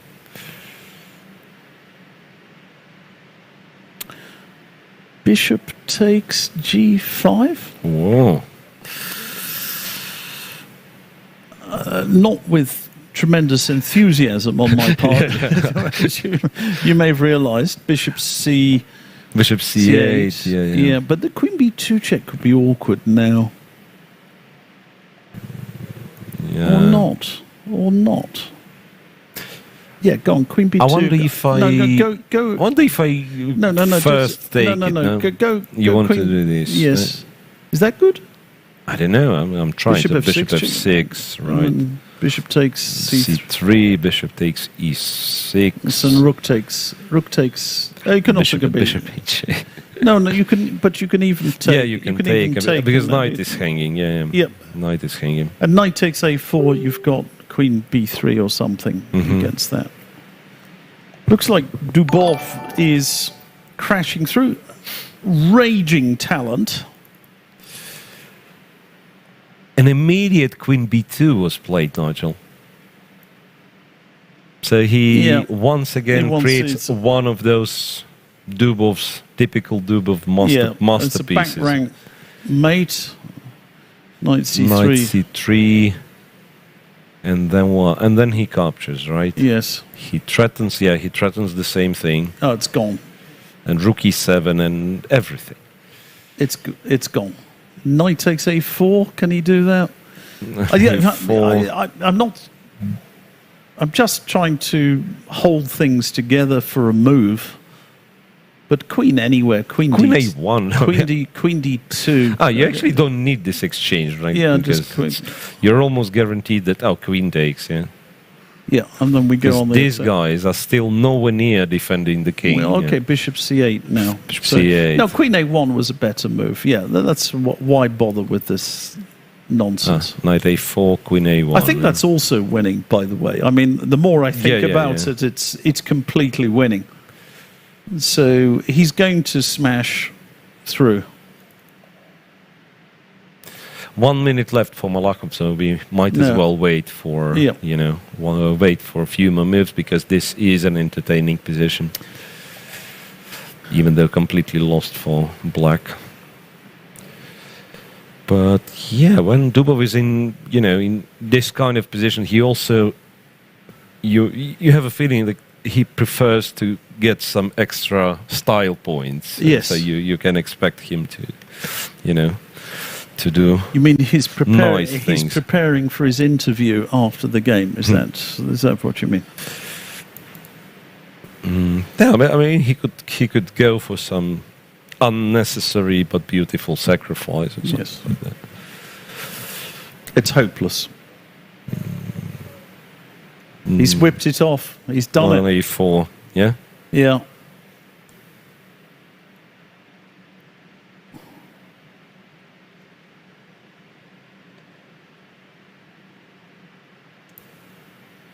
Okay, let's see what he gonna play. Well, rook e7. How crazy is well, I was that? thinking about it, but you probably don't need. You certainly do not need it, but that's the going for some ridiculous brilliancy.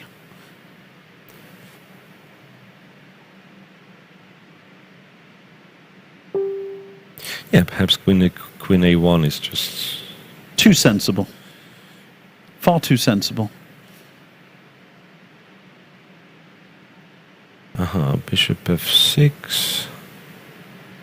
Can I try to do everything with a tempo? No, it's not a tempo. Yeah, he did play queen a1. So the question is, can you do king g8? King g8. Yeah. Rook e7. It's gone, king g8. Check. Yeah, that. is probably to winning. H2. It's probably winning, but then takes. Yeah, and, you're and still knights alive, and knight C3. you're trying to block this guy Yeah, away. yeah, that's- And bishop b4, right? Well, okay. Bishop b4. Then- Still, everything falls apart.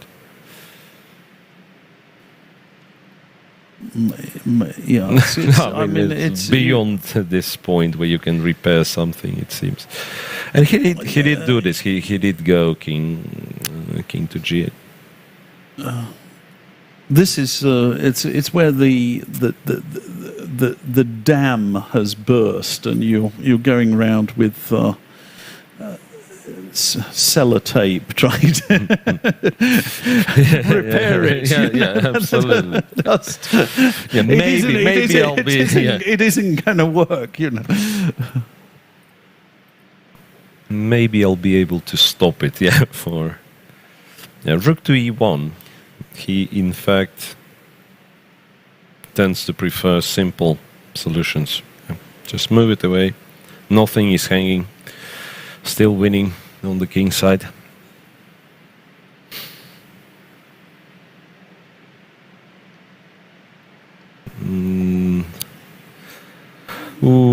And time is ticking down. Nothing to be done. Nothing to be done indeed. Bishop a6. I mean, even bishop takes c6 is possible there. So that's that's even more killing.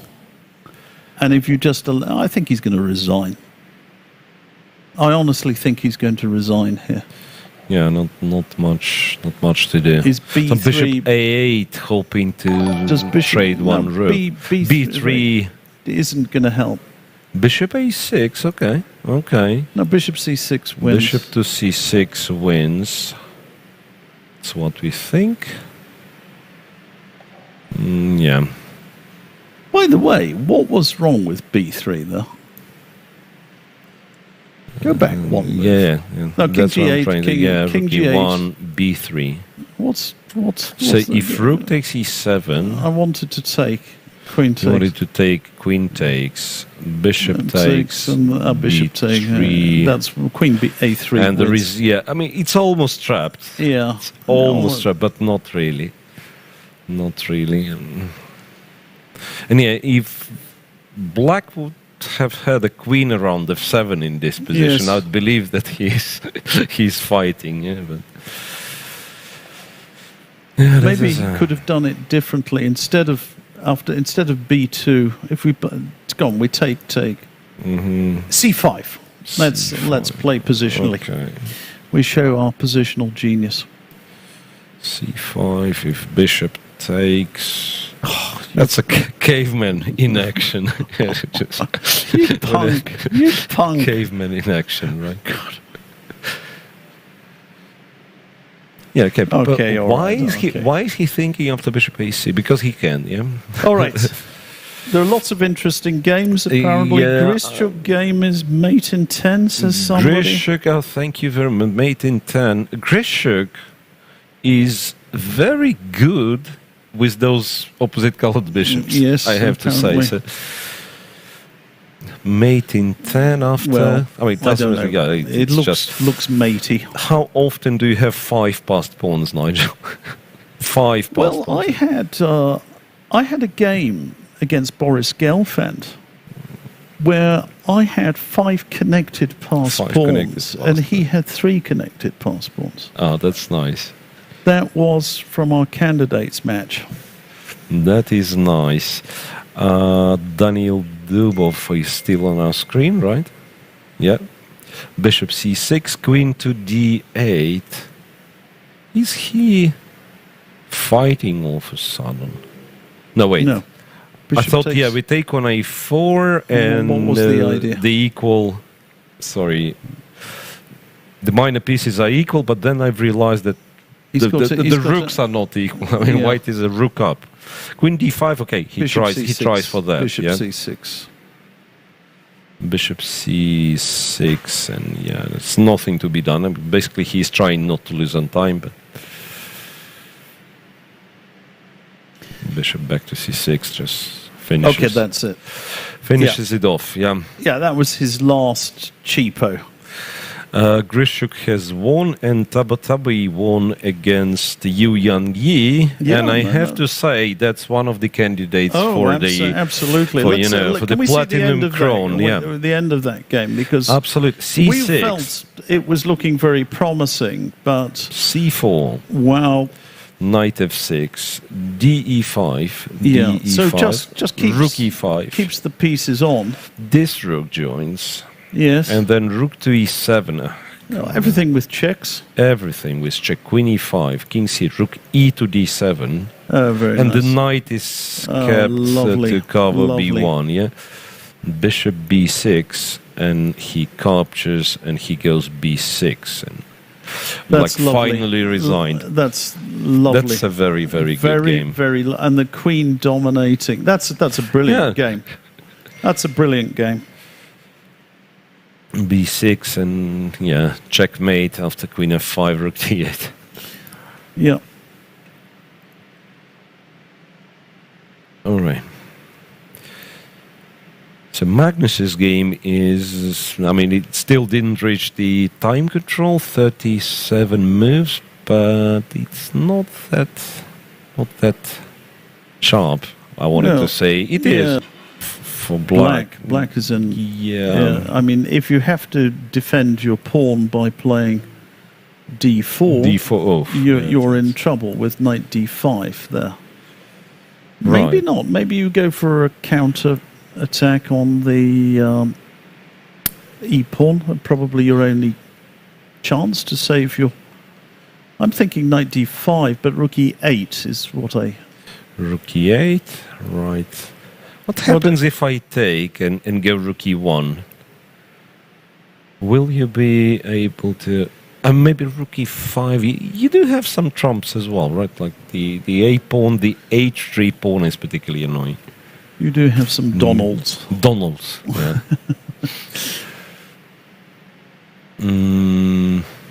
He's lost his pawn. He went A5, where Magnus captures on defender. Yeah, but this moving the A-pawn feels too optimistic to me.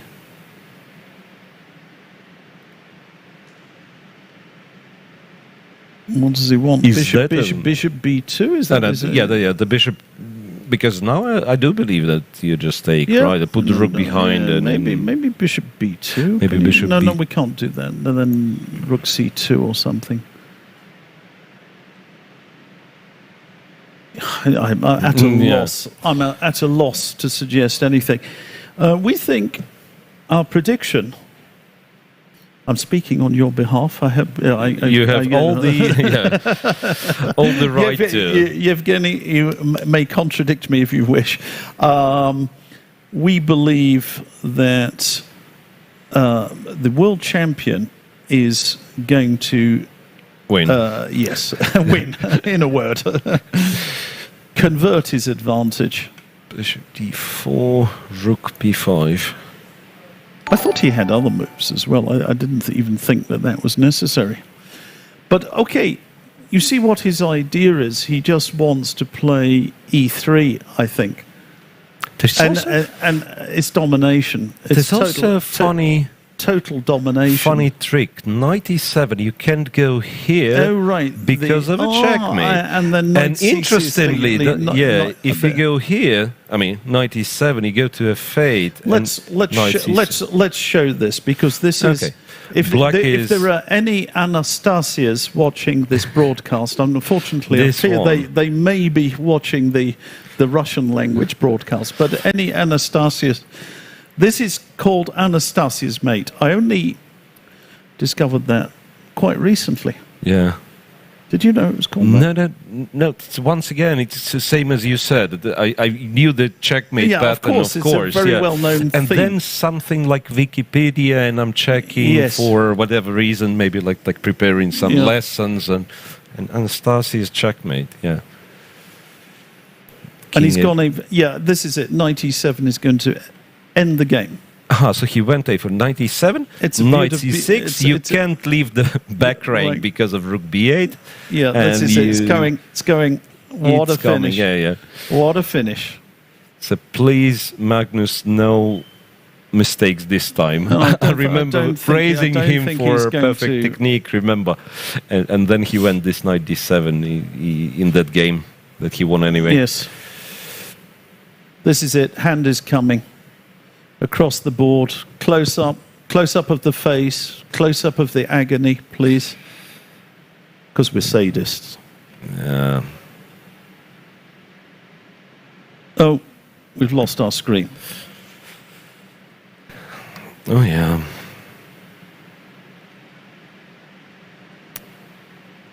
Well.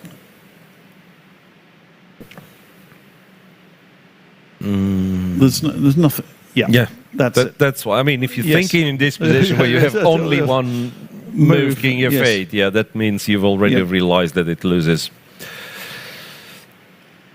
So well played for Magnus. And what else do we have? Jumabayev with Caruana. Some rook endgame with... I mean, I don't know what's going on.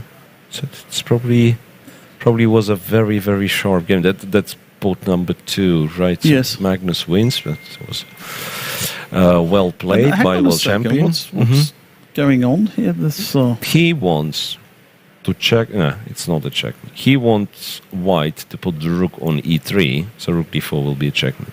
So, seriously, though. So if you play rook h6 check, for example, king g5. That's what he wants. Yes. Yeah. I can't even see any tricks here. Yeah. Does it mean black kind of wins the d pawn? If he's winning the d pawn, he's in very good shape. There are some funny moves here, by the way. You can play ridiculous moves like king e3. Do you know what I mean? Takes and king e4. It's not that easy for black to advance. But maybe king g5, he just keeps it an eye on this one and then starts moving the b pawn at some point. Yeah. Okay, so let me do this. Let me improve this somewhat. Yeah, let's go back. So let's do it as we suggest. So king e3 and takes and put the king on d3. Okay, now how are you going to do it? Once again, probably okay, king now g5. I play h6. Now I advance this one. And now I'll go rook g7.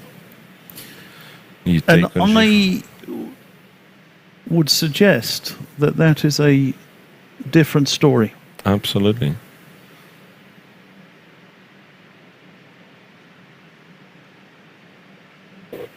Interesting. These are little... It's a very, very tricky position again. Yeah.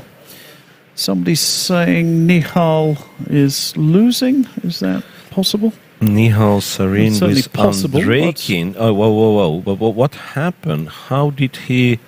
he swapped the bishops. Strange. Nihal, remember we were talking in... Yes. Yeah, and then, he's somehow under... No, okay, bishop d4 is fine, but capturing on c5...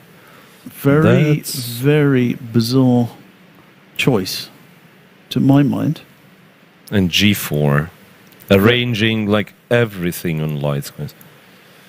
And Andreikin surprisingly did not accept the repetition. Yeah, and you don't, honestly, you do not need to go to the Botvinnik school to know this principle. But how does black win? f5. f5. And then inevitably some weakness. Yeah, right. and the king is always threatening. F4. Yeah, and the king is penetrating. And check, so he forces him to capture. Yeah. King d4 and bishop d7, and that e5 forces the king away, and then that's going to take. Or can do this. I think that one wins as well. Can do this, c6 and just take it. And this, unstoppable. Takes a2, goes back, goes a2. Yeah. Well,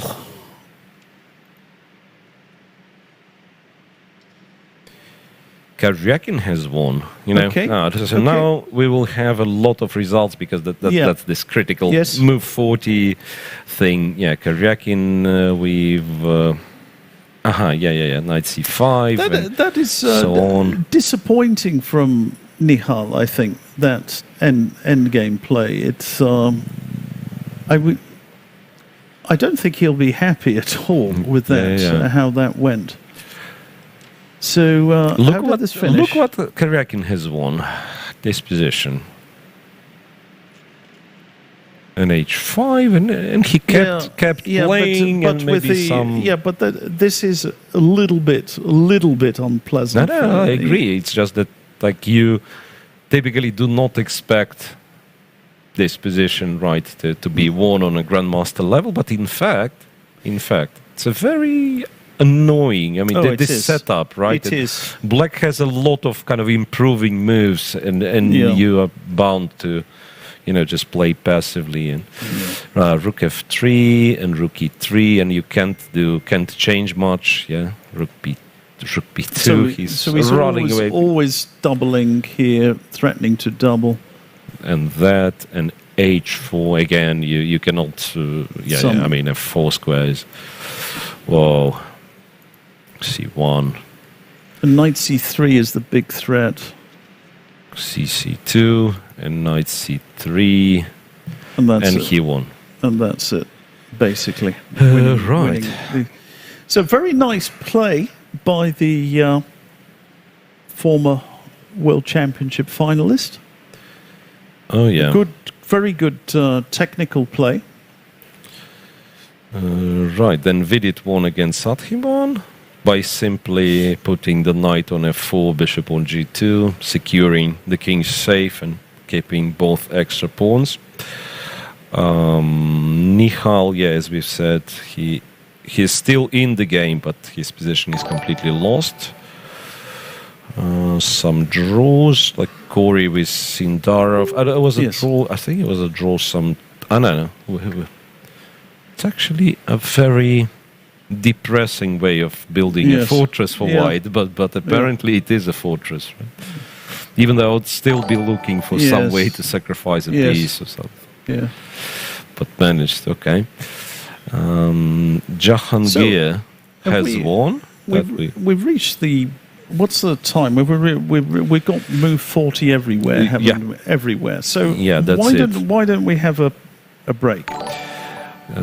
Just checking if there is something outstanding result or some game that was, sometimes the game would be delayed and now it would be a time trouble. But no. I think it's a good moment for a break, and then we'll finish off the rest of the session in a while. Yep. So stay tuned, and we are coming back shortly. Yep.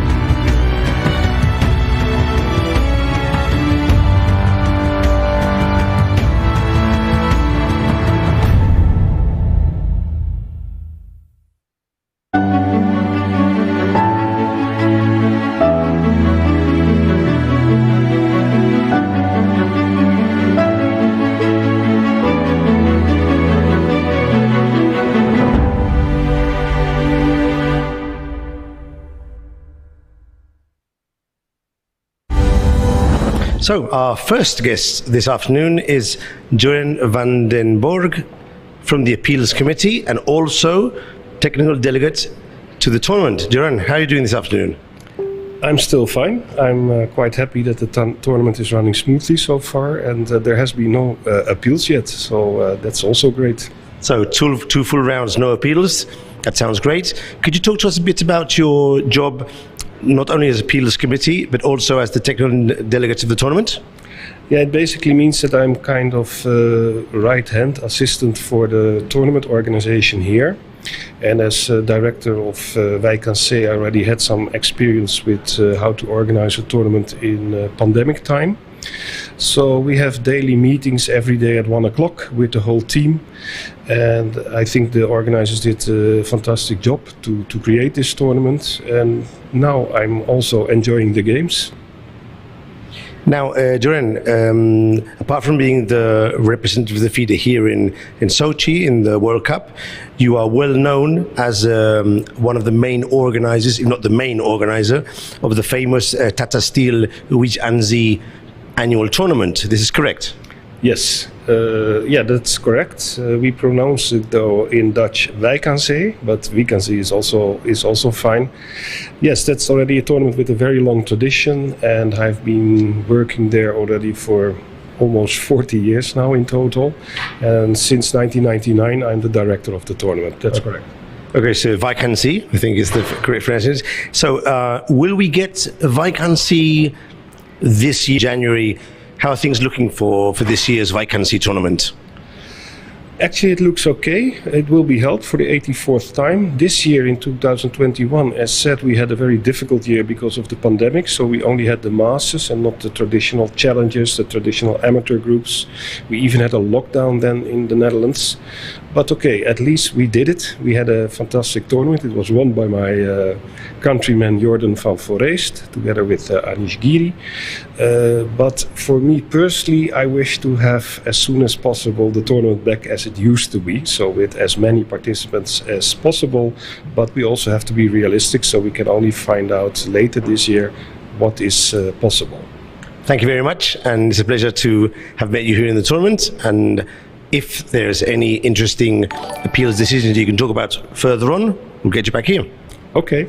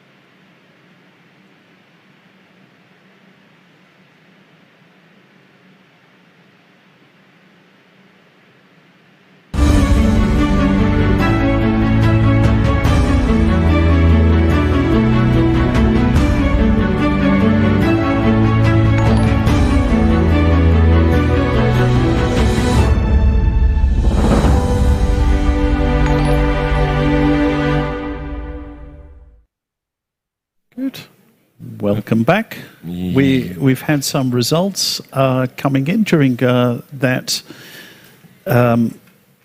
brief interval there.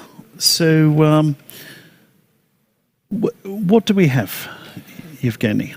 Well, Prague has won against Krasenkov. So you were right. That was a dangerous position. Yes. I want to clarify one thing because there was a little confusion. We have loads of Indian fans, and Nihal Sarin, he went down. It was equal material. It may have confused certain people, but it is stone cold lost this position because,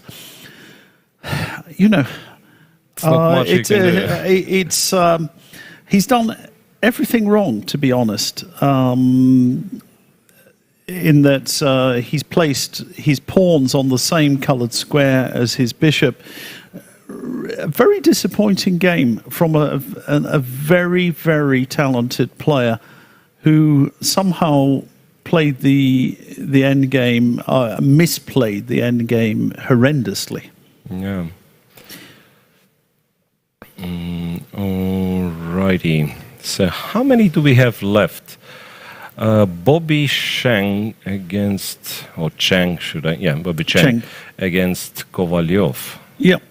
Still in progress? Yeah, we don't have too many representatives from Oceania remaining.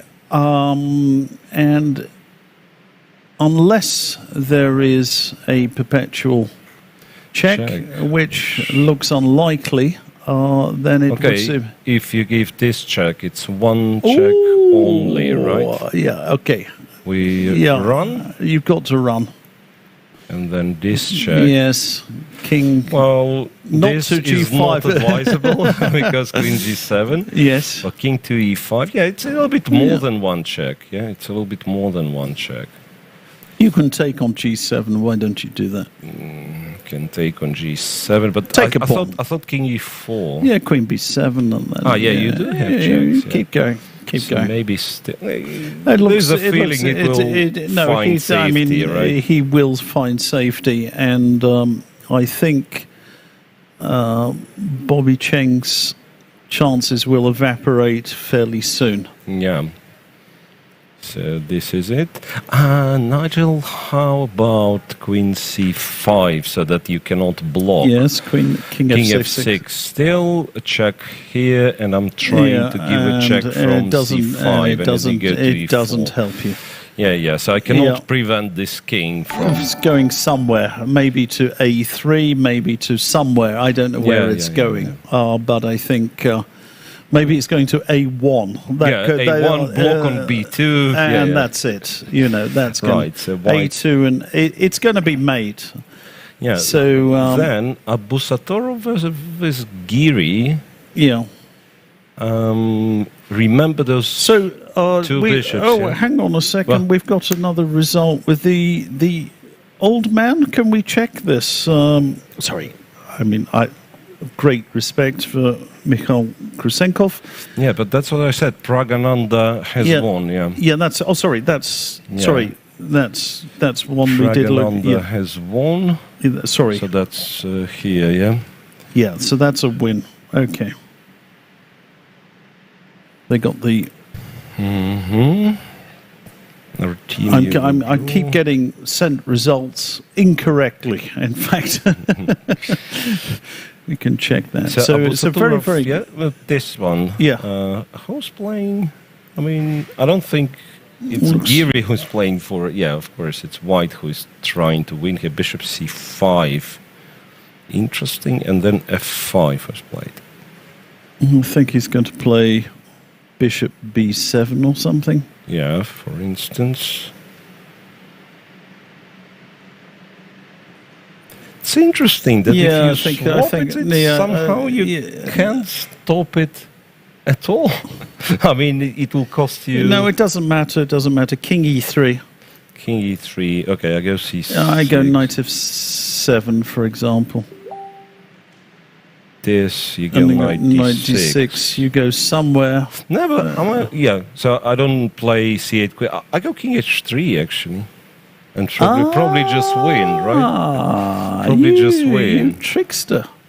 Because I take and I start somehow getting towards this. You trickster. Towards this knight. You sneaky devil. He went, interestingly, to a8, which is kind of the same, right? Like I don't think it makes a fundamental difference, to be honest. Probably cannot exchange here. And it seems that Velimir Ivic has won as well. Brought home the bacon. Oof. Yeah, final position. That was this game that we've looked at. And at some point, he did capture on g5, went f6. That's the plan that we've liked a lot. So that's I would say a very minor upset. There's not a huge difference in rating. It would be a disappointment for the German fans. Is Bluebaum the only German player left? I think. Over here. Yeah, that's it. So Bluebaum, the last German participant in this event, appears to be on his way home after that. So. You know what, Nigel? Shankland couldn't convert.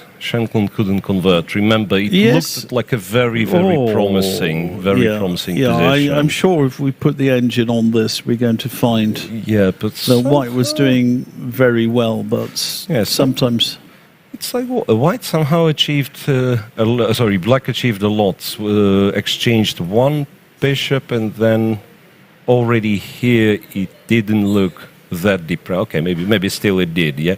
And then the other bishop as well, bishop d6. Maybe there was some very clever defense there, but at some moment it looked like, if you go back a number of moves, like rook d8. Like here, b4, b4, yeah. Okay, so 6, e6, f5.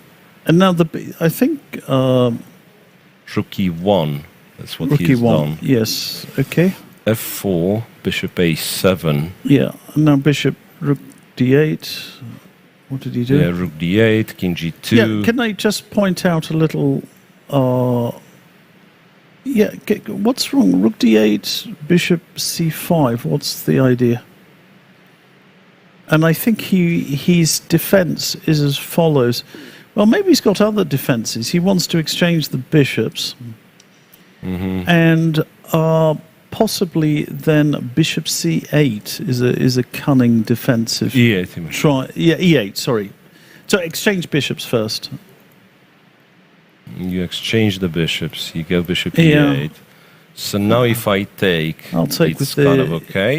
If I go e7, you I'll take that. Here, and you'll take a rook somehow, matter, and whatever, and I'll say I'm laughing with black because I've got an excellent bishop and the pawn on g2. Pawn on g2 might not be. But even that or rook d. Rook a d1. Rook e7 is also dangerous. Rook e7. Rook a d1. It's still black who's trying to save. Anyway. So it was saved. Gareev Fedoseev got into something very sharp, but Fedoseev is dangerously close with his pawn on a3. Dangerously close to a win. No, absolutely. Yeah, they say bishops are better than knights in this position. Yes, but it depends where the pawns are. We made some comments. We were not that impressed with Fedoseev's choice of opening, but he took a gamble, and it appears to have paid off. Remember what we said? He was saying that I've won a pawn and I win an endgame with an extra pawn. And our last 50, okay, not 50, but 45 moves later. The pawn is still there. The pawn is still there, and it looks like he's going to win. Yeah, he did win. He did win, yeah. He did win. So he went b5. We've got more moves. G4, and I can see from a camera view the game finished. So perhaps b4, and you know. Are you sure? Yeah, they're signing the score sheets. Yeah, it's them. Yeah, it's them signing the score sheets. Yeah. G4 and actually, I think rook takes f7 probably wins. Is probably good enough. Takes and go a2, because and you have to go back because this one fails to this. You go away and then b4, not knight b3, yes. and they won. Yeah, b4. b4. B4. And just to point out, b3, right, and then g6, and knight e6. So you stop the pawn and two connected passes on this side of the board will decide that quite easily. Yeah, so getting more and more results. Somebody says no, right? They said no, but what's that? I got what happened, Nigel. Why they were signing score sheets? Because G4 is move 60, perhaps. So they've got additional score sheets from the arbiters. Yeah, but okay, it's all over. It's still lost. Yeah, rook takes f7 wins. b4 if you don't want to be. He's gone rook as f7. predicted. Yeah, as predicted. It's the easiest way to win. This is a formality, I think. Yeah. A2. Not much more to be said. He's having the fact that he's thinking here would suggest to me. Yeah, might as well think about resignation. Yeah. There's nothing to think about other than do I resign or not. All right, so till that point, what's the biggest surprise of the round? Mamedyarov losing to Hayek Martirosyan. Yeah? Yes. Yes, I think so. The game we've completely... Abasov drew against Yesipenko. We got that. We've got the game we didn't touch at all. Etienne Bacron. Yeah, we've been ignoring Africa. It's been a lot of things. That's the current position. Black's to move, and what's that? It looks like a draw. Looks like a draw if he takes. So, is there a chance that he? Nah, it's not real. I thought like the knight is, it's not trapped. It's not trapped. I mean, you can take, rook goes, bishop e5, and there's a 4 you probably no need for a 4. You can play bishop e4. After rook a8, kind of try to hunt this rook, and rook... Actually... you mean rook c8 and no bishop b7, yes. So you attack it again, and he goes to a8.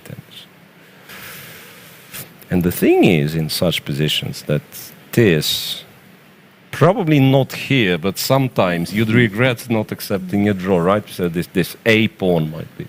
Yeah, sometimes. Sometimes like a pawn is dangerous. One of those things which you learn with experience that rooks are not that great in middle games to be in a, if you're an exchange up or something like, but sometimes rook against even two minor pieces in an endgame. Rook is a very, very powerful piece, and the fewer pieces there are on the board, the more space the rook has that's the current position. Maneuver around. Yep. So very often you prefer rook and pawn against bishop and knight, for example, whereas in the middle game you will take bishop and knight for sure. Any day you will do that, but endgame changes things. All right, so back to... Yeah, we didn't cover Jordan Van Foresto. I think he was in huge trouble. Oof, and he still is. Still is, and looks like he's... Yeah, that's quite correct. Well, apologies to people. You know, I mean, we even at this point in the event, it's not always easy to cover all of the games. We try our best. We sometimes don't succeed, and you know, it does feel lost for John van Foreest, but technically, but maybe he can create some chances. King F7 back. King F7. He probably needs to go around a little bit in circles before. For black, that or first of all, he should attack the D pawn just to keep white pinned down, tied down to the D pawn. Once he's tied him down, then he starts to maneuver his king round, and you feel this has definitely got to be lost technically. Yeah, so that will go on for quite some time. We've got some more moves, and there's nothing to be gained by resigning a position like this, where you still have a chance. You kind of understand that you're probably in huge trouble. Right. And you know that his his grandfather, his great grandfather was Dutch champion van. I've heard of. Don't remember exactly. But I've heard that he comes from a well-established chess family. Anton Korobov has actually won against Kirill Georgiev, the endgame that I've mistakenly confused for a drawish one. Or maybe it was. No, I think it was drawish. Maybe it was, I think you were absolutely right. Somehow. So Kirill improved his structure on the king's side, but was too slow generating the counterplay. King d5. So what did he do? Sure. Checks. Yeah. King f5, rook h7, c7, and he failed to generate any kind of counterplay. Yeah. So nice play by Anton Korobov.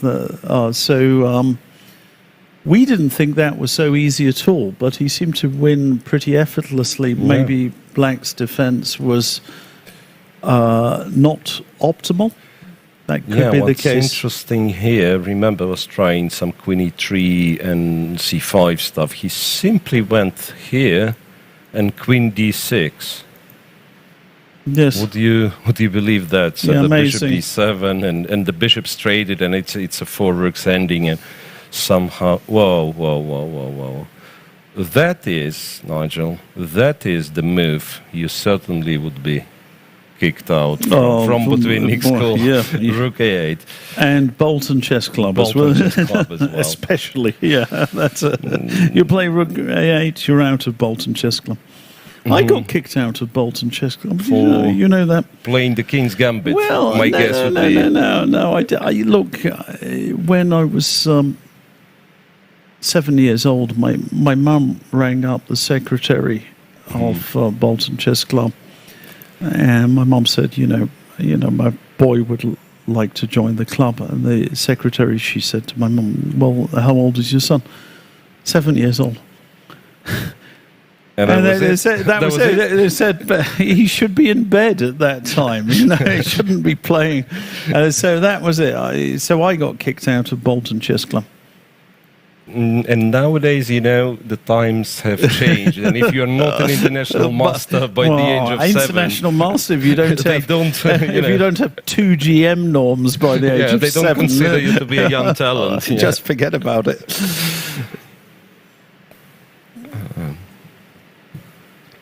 Right. So, what surprises me that this game, Alexei Shirov is still I mean, this game is still in progress, Vitugov Shirov, because we thought, remember, somewhere. Yeah, looks dead here, lost. Looks dead lost It anyway. does look dead It does. lost. Rook A1. Rook to A1. And let's Okay, investigate king, those last moves. oh, maybe so he's- this, maybe he's D3, King G6. Did he need this King G6? Who okay, knows? yeah, who knows it exactly. King C2.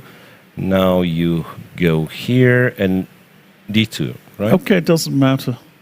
D2. I play F5. Play F5. So if Rook E1, I check that's you. what we have to check. I check you. Check, and here, Yeah, I'll whip it off. that, and... Well, I mean, it's strangely, it's not that far. Yeah, okay, F6, go. F6, F7. this, F7, this, King and G6. King G6. I can't cross the... You can't cross. King G7. You just go King G7. That is, it's winning, despite but being it's on a- G3, yeah, it is a yeah. protected pass pawn. Yeah, You are actually winning by some tempi. Yeah. yeah. I don't think it's that complicated, but There was a but resource when of you are K6. oh, but it oh, doesn't God, change much. You It doesn't just change put much. it here, Yes, that's and true. the rook cannot come back, because I thought maybe like some stupid repetition. So you go, no, it's even if you go here and white pushes, you go rook E1 and white has Yeah. rook G2. Yeah, doesn't make any sense. So what This if you is the- queen? This what? He went F5 here, and black played rook E2. Hang on a second. How many moves? have- Trickery is going on. Oh, right. Okay. So he can play rook H1 And D2 and H4. and H4. And if this, I'll go this, rook H2. this, Yeah, takes an H5. H5 runs H, 6. or maybe H6. H6 will do. 6. This, right? And then I go F6. 6, And then H7. 7, and F7. And F7. You're not in time. You're never going to be in time. I'm sorry to say. Yeah. Sorry to disappoint that- you there. That has the name. It's like square something, rule of a square. So Yeah, you something can like that. catch this pawn, right, Yeah. if you're not in a square. And the extra rook doesn't really matter. Yeah, apparently Kovalyev has beaten Bobby Chen. Yeah, Not, Kovalov. yeah. Confirmed, yeah. The That's- king ran away. The king ran away We, to and the D1. moment that's gone, so Oceania's last representative. What is going on here? Giri's game. We don't have any players from Micronesia here. Have you noticed that? Yet. Or Samoa.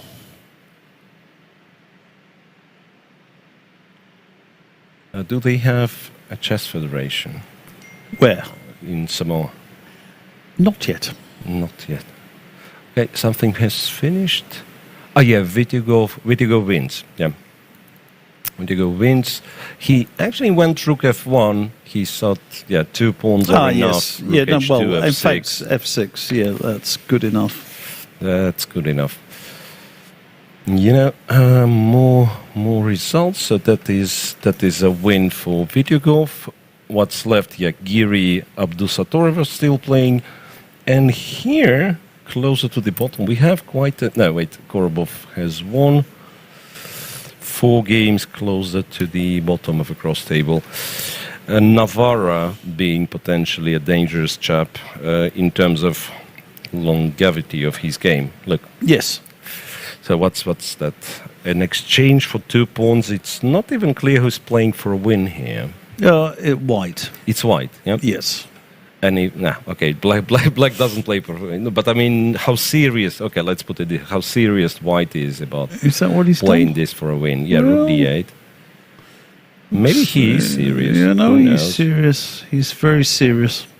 Tries to... Annexation. annexation of an f-pawn. Yes, rook c1 is the... Rook c1 is... Then give billion checks or what? Well, I mean, you're talking about that. Checks. David Navarra is a check. Is a check, yeah. Yes. David Navarra is a Czech representative of Czech Republic. Yeah. Yeah. Czech Republic. They should be playing a lot of or checkers. Who knows? Oh dear. Terrible. Yeah, I know. That's terrible. So rook e4, king f3, but the problem, the bishop on c5 is so stable and nice, and it guards all. White can draw by doing nada here, whereas black has a huge defensive task, I think. Has he just gone back? Yeah, he just went back. Yeah. That's fair enough. Kicks the king away from f4, so now those checks not very helpful, right? Doesn't look as if they are. Maybe there's no way to improve for white. I mean, not you know. You can always play rook b8, rook b6. This is an idea we saw in the Grishchuk game. Sasha, yes. But the problem is rook c3 check is going to annoy you. Okay, let's... and now king f7. And I just... King f7. Yeah. And I just wait. Not rook f6, but king f7. Yeah. And one feels that this position is likely to be drawn, but... It will take some time. It will take some time, and... certainly white is not risking anything at all. I mean, he can go round. It's one of those things that normally the best technique is as follows. So you have a position like this that you maybe only 1 or 2 tries, but your best thing to do is to go for your non-tries first. You make a few feints in one direction or another direction, and nothing really happens with those moves. And then you eventually get to your main try, and you basically lull your opponent into a false sense of security. I mean, your efforts are easily rebuffed, and then you go for your more serious try at the end of this. And at this point, his concentration is waning, and you get him. And that's what they teach. Yeah. That's what they teach you in the Botvinnik school. Okay, so this is the Grishchuk plan. Famous Grishchuk plan. Yeah. Yeah, the thing is, it's a bit less efficient, right? If you exchange the rooks on e6, being an exchange up certainly helps defending against these fast pawns. If we compare to Grishchuk's game once again.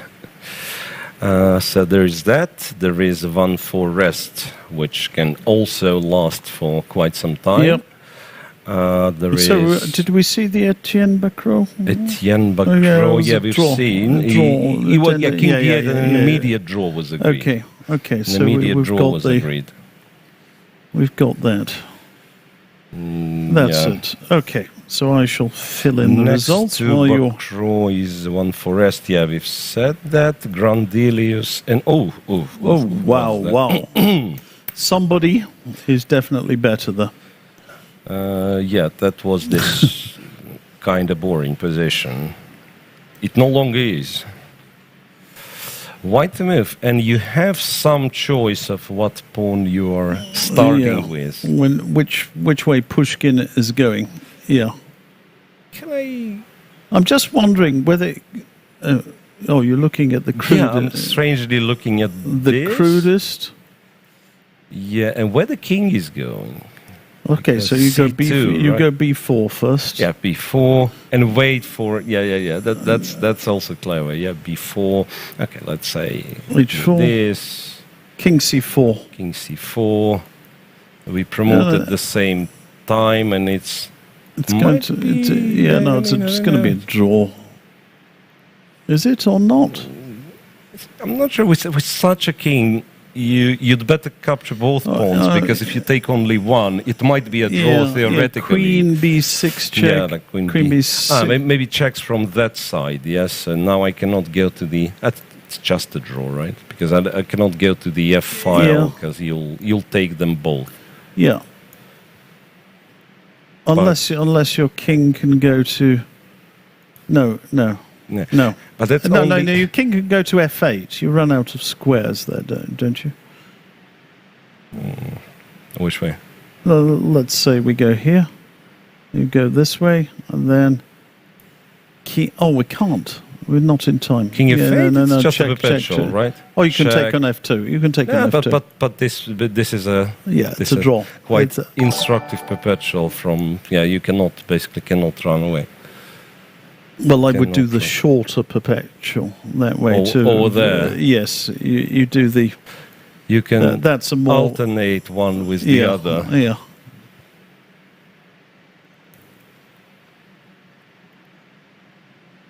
But that was once again it was Mr. Caveman thing, and you can try some others.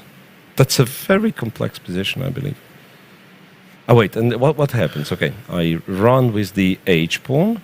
Let's say this goes here. I run. But this way it promotes with a check. Promotes with a check, right?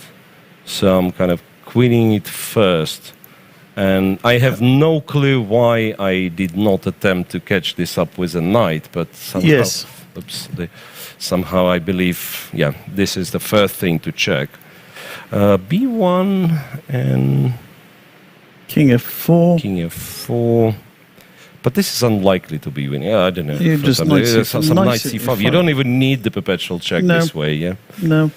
Unite the pieces. You might be okay with, who knows, Queen g6 or something there, one feels. Queen g6 could be a good move. Queen g6 instead. After knight don't even go there, just attack something and then try and coordinate your pieces. Mm-hmm. Cut out the checks, stop the pawn from advancing, and then knight c5. Queen c8, yeah. So once again... chess is a draw. Chess is a draw. After all, maybe chess is a draw. And you see, this wouldn't be affected by the stalemate change. Right, finally a draw for Anish Giri, who had to face a few unpleasant moments in this game. He showed great resilience in this game. Right. He was certainly suffering. And is that it? One game? No, Jeffrey. No, we've got Jeffrey. We've got David Navarro still, and we've got Jeffrey Zhong. That's the one, yeah. That's it. Sorry. That's it. Yeah, that's Jeffrey and David Navarro and. Okay. Mm-hmm. Jordan van Foreest, who I think is suffering big time. Yeah, so Navarro got his rook on b6. And Van Foreest. This position, but they have it for quite some time already. I think he's going to win anyway, even if he gives up his pawn. The g pawn. But I mean, he moves the king to d5. The moment you put your king on d5, it's kind of the end, isn't it? King d7 should be. King d7, and white can't take because he can't g1. Take. King g2, rook f7. I mean, you can probably you can even do this. That's even easier. I think it's just time to resign. Can you do? You can I mean, I don't know why would you yeah. why would you do it? Why to calculate stuff? But you're no, that's the way to. Yeah, that's. No, you do win. You do win. Yeah. You do win indeed. Interesting. And king f6 doesn't really help. Yeah, king f6, you go g5, and you get the same position. All right, so even this wins. That's what they call the.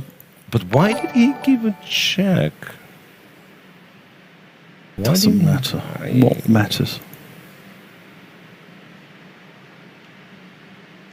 Yeah, it is winning. I'll tell you that Casper, he's very, he does these studies, yeah, I've heard of it. Yeah. I don't remember the name of the company, but when you supposed to solve, solving competition. Yeah, so he's good at this stuff. He should be, really but good I mean, here it's pretty basic, I think. Yeah. So one for rest. White's. I mean, there's nothing. Yeah, maybe this check is just clever after all, because what's White's next move? Yeah. It's not clear. Yeah, you just go. Just go. King Kong.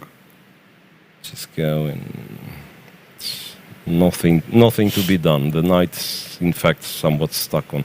Maybe. Hang on a second. That, somebody says Zhong has no way to prevent queening. Can we go back to that? No, nothing happened. King e4 to d4, and this round. No. The point is that. Oh no, knight b6. Knight b6. King. So you're getting a bit. c5. Yeah, knight d7. And check. I take, and I presume I win. Well, you probably do win, but I don't know which pawn to start. f4. I would just shove that one. But does it survive? Looking for a double attack on d6. So how do I do it? Attack it, and it has to be attacked. It's never going to work, is it? I mean, the problem is, so I might even find, but when I do this, you might as well just play g3. Even if, say, f5 somehow this pawn is and show us what you. And the point is that White's doing what he's just bringing his you. I think you do this. Yeah, King e6 or something. Knight f4.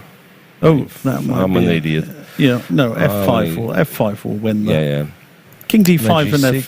King d5. King d5. Yeah. That's King d5, King e3, and then he play f5. Yeah, so King e4. She loves you. Yeah. b4 e6, right? But now he can't really stop it. No.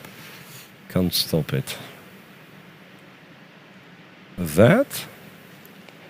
Wait a second. But still, show must go on, as they say. Yeah. No, maybe King e5. Do King e5 and then start. Well, it comes to the same, doesn't it? Check, King e5. Yeah. Whatever. King e5, knight there. And then hang on a second. Don't quite get it. Knight c3, yeah. Knight c3. What a sneaky trickster. Knight b5 check, King c5, Knight e7. You know what? You can probably try to win it. Can you? How does that help? I'm attacking this guy. So that's the moment I play h4. He can go to c3. No. But you're first. Look, we're winning as follows. Are we? We go King c6, knight e8. We go g4. But then he's going to go to g7, right? Oh, sorry. Sorry. Not g4. What am I talking about? He actually did go King c6, Knight e8, yeah. But he has two squares, that's the problem. So we go h4? So we go h4, and he goes whatever he goes. King c4, let's say. h5, b3, h6. No, but then we get mated. Yeah, that's what I mean. That's what I mean. I like that. But I had to go to a4, Nigel. I mean, those composers, they would prefer me to go to a4 and then play queen b5. That's what we like. That's what we like. Probably Nils, of course, Nils doesn't like it quite as much as we do. Yeah. King d7. I mean, he cannot lose because he can always, hunt this knight. Can he? Knight g7? How come the commentators don't understand once you get the king to d7 it's winning? Because we don't have the engine on. And that's the reason. How is it winning? Yeah, because we don't have the engine on. I'll just to let you mean queen and I don't see how it's winning, guys. Yeah, and this is the whole point, that you see, you lose the human perspective when you are only looking at a knight takes h5. Then. Yeah, that's the trick. Yeah, that's the trick. You can try to do it with maybe f5 goes wins. With the yeah? F so that. So the question is: G7, so what if you play? F5. What if you play knight f6 check? That's a big question. Yeah. I presume maybe this and then g pawn runs. Yeah. Maybe no. H pawn runs or something. G4, G5. Yeah. This is. And I take and promote, right? Oh, that's it. Very easy. Very easy. Finally. So we he's understood gotten it here. Yeah, and if knight g7, then f4, king, wherever it goes, f5, f6. So, in fact, he didn't find it. Yet. He didn't find it yet. And that's he can still go back. That's the point. And the trick is he's on seconds. He's on seconds. Yes, he's on seconds. You know, this guy's been working harder than us. I mean, we're here, we're talking. Yes, our brains are engaged. Their brains are totally engaged. I mean, it's on a different level altogether of concentration. What these guys are doing in the hall, they have been playing already for close to 5 hours.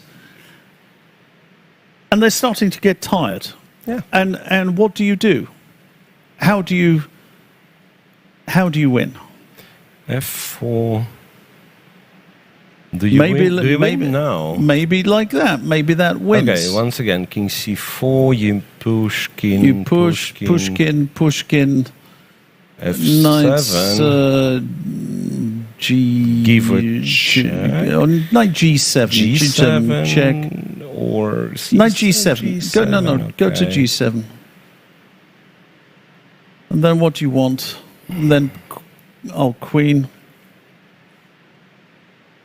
So that's the reason, you know, because we think that Nils may, he may be winning. He may even think he's winning, but he's not finding it absolutely trivial. There are lots of moves. Yeah, it's confusing. I mean, you can run with any of those pawns, right? So it is a tough position.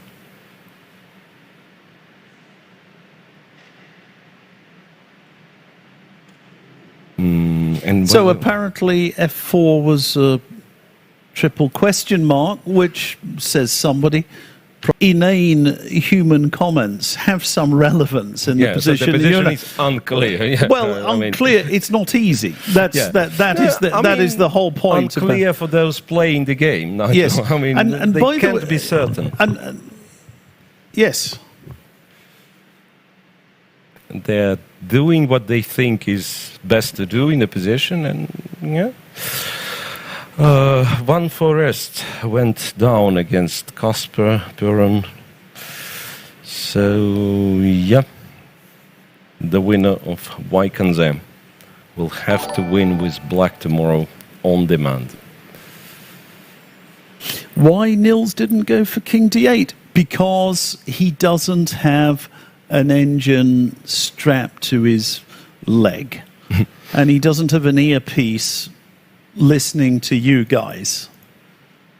Yeah, once You again, know, yeah, I knight mean, f6, this as was, yeah. Yeah, that is actually a very elegant win. G4, and you're kind of cheating because you're promoting